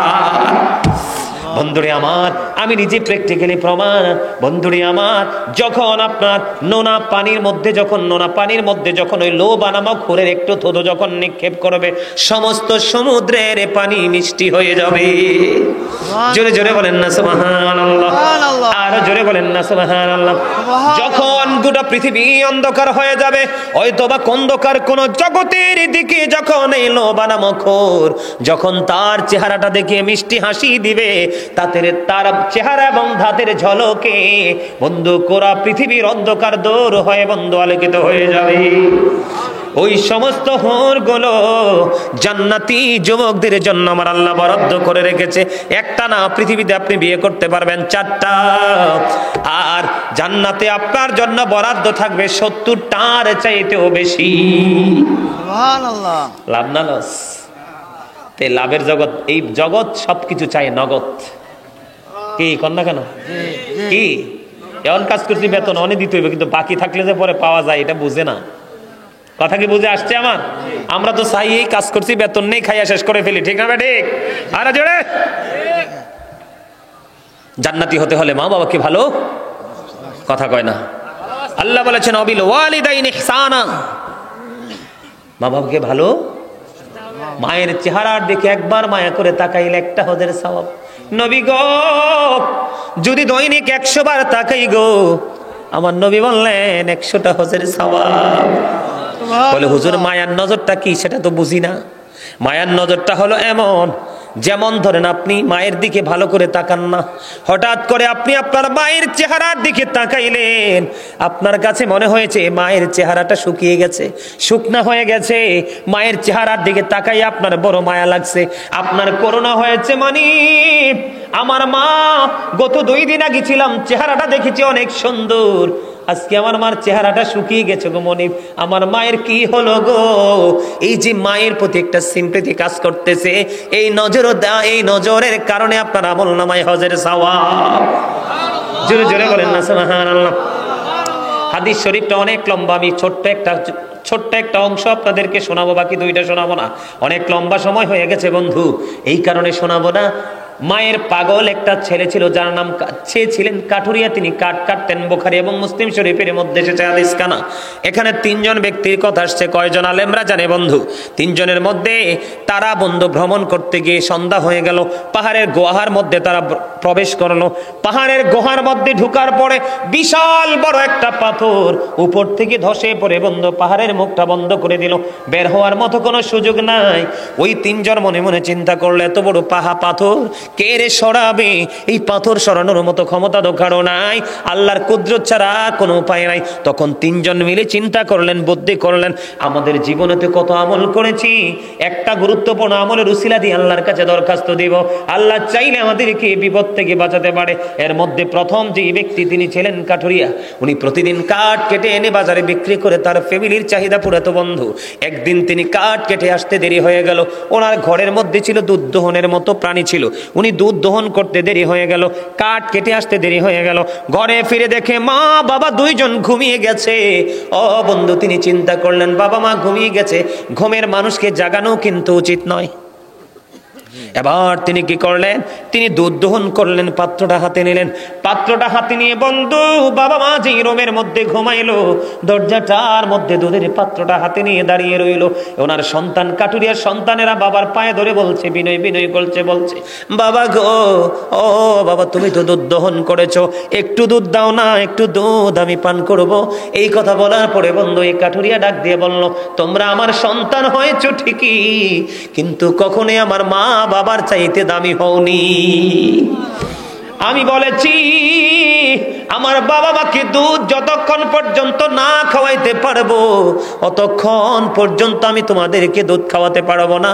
বন্ধু বাংলা বই থেকে গ্রহণ করিনি, কালেক্ট করিনি, সিয়াসিত্তার অন্যতম গ্রন্থ বুখারী শরীফের মধ্যে হাদিস খানা বন্ধ। এবার কি করলো, সারাটা রাত বন্ধ দুধের পাত্রটা হাতে নিয়ে দাঁড়িয়ে রইলো।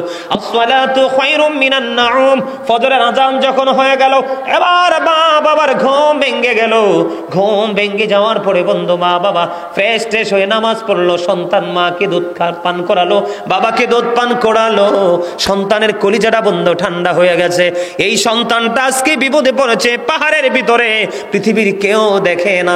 আল্লাহ রাব্বুল আলামিনের দরবারে 2টা হাত তুলে ডাক দিয়ে বললেন, মনিব মনিব, ওই দিন যে মায়ের সাথে বাবার সাথে সে আচরণটা করেছিলাম পৃথিবীর কাউকে খুশি করার জন্য নয়, আমি তোমাকে খুশি করার জন্য বলেছিলাম মনিব।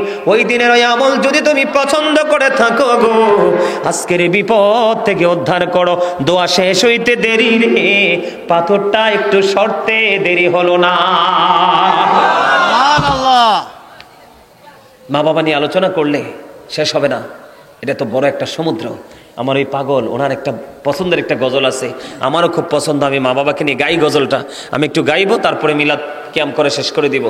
আমার মা নাই, আমার বাবা নাই, দয়াল রে দয়াল, আমার কি মা ডাকার সাদ নাই রে, আমার কি বাবা ডাকার সাদ নাই রে, বলেন আমার মা নাই, আমার বাবা নাই, দয়াল রে দয়াল, আমার কি মা ডাকার সাদ নাই রে।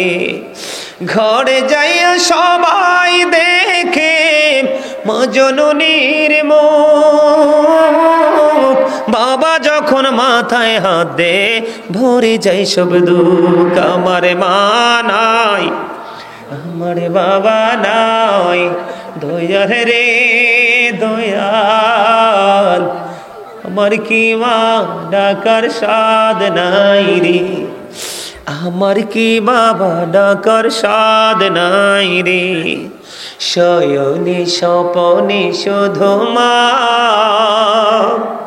তোমার কথা মনে হয়, কতদিন দেখি না তোমার,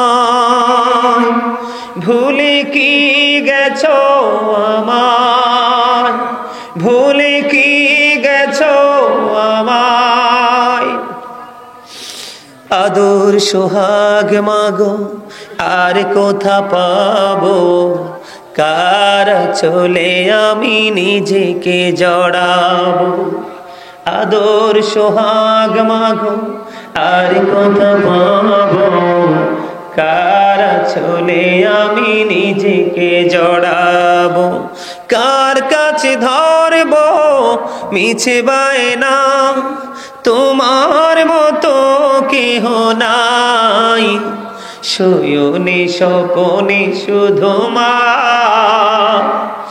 তোমার কথা মনে হয়, আমার ভুবন জোড়ে শুধু দুঃখ জ্বালা, কে আর পরাবে আমায় সুখের সীমা, আমার ভুবন জোড়ে শুধু দুঃখ জ্বালা, কে আর পরাবে আমায় সুখের সীমালা, কপলে কে দেবে আর কাজলের টিপ, তুমি জেনে ধরায়, শয়নে স্বপনে শুধু মা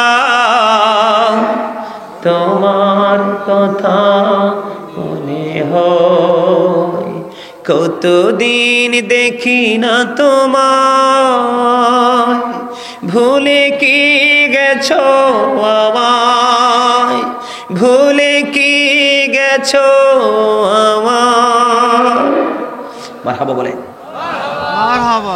মা বাবা যার নাই সে বোঝে পৃথিবী তার কাছে শূন্য, চারপাশ ফাঁকা। যার মা বাবা আছে তারা বুঝতে চায় না, আর যাদের নাই তারা বোঝে এই অমূল্য সম্পদ হারাইলে পৃথিবীতে নিজেকে কত একা মনে হয়। জানেন, মা বাবা ছাড়া সন্তানের দায়িত্ব তো পালন করার কেউ থাকে না। পৃথিবীর সবই স্বার্থের জন্য ভালোবাসে, একমাত্র স্বার্থহীন ভালোবাসা শুধু বাবা মার কাছেই। এই মানুষটাকে কখনোই কষ্ট দিবেন না, এদেরকে প্রাণ ভরে ভালোবাসবেন।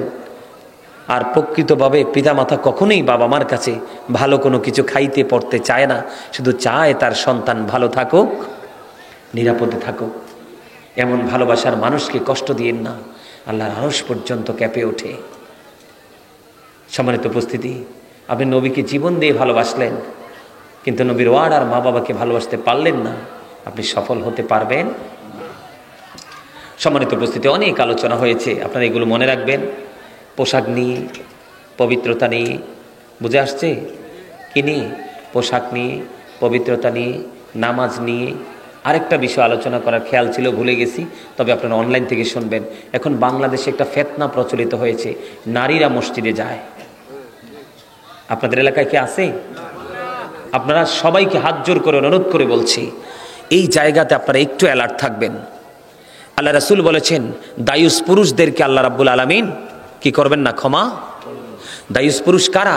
যারা তার বিবিকে অন্যত্রে চলে যেতে দেখে, অন্য পুরুষের সাথে কথা বলতে দেখেও সে বারণ করলো না, সেই দায়ুস পুরুষের জন্য জাহান্নাম বরাদ্দ।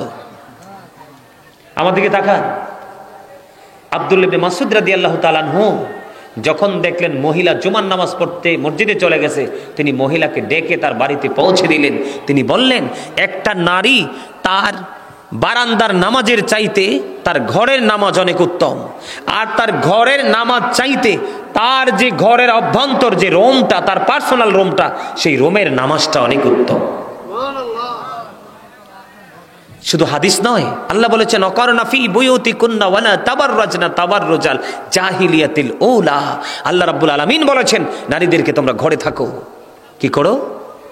ঘরে থাকো। তোমরা কি করো না? পাক ইসলামী যুগের নারীদের মতো তোমাদের রূপ বেগানা পুরুষকে দেখাইও না। ওয়ার্ডার কার? এই আল্লাহ রাসূল বলেছেন, নারীদের জন্য সবচেয়ে উত্তম মসজিদ হলো তার ঘর। কি উত্তম মসজিদ? কি আল্লাহ রাসূল আরো বলেছেন, আমি বলে যাই উম্মত তোমরা সাবধান থেকো, আমি পুরুষের জন্য পৃথিবীতে সবচেয়ে বড় ফিতনা আমি নারীদেরকে রেখে গেছি। নারীদের চাইতে পুরুষের জন্য বড় ফিতনা আর পৃথিবীতে কিছুই নেই। কথা কি বুঝতে পারছেন? আরো জোরে বন্ধুরি আমার দিকে তাকান। উম্মে হুমায়দ রাদিয়াল্লাহু তাআলা আনহু তিনি ডাক রেখে বললেন, ইয়া রাসূলুল্লাহ, ইয়া হাবিবাল্লাহ, নবী গো, আমি আপনার পিছনে নামাজ পড়তে পছন্দ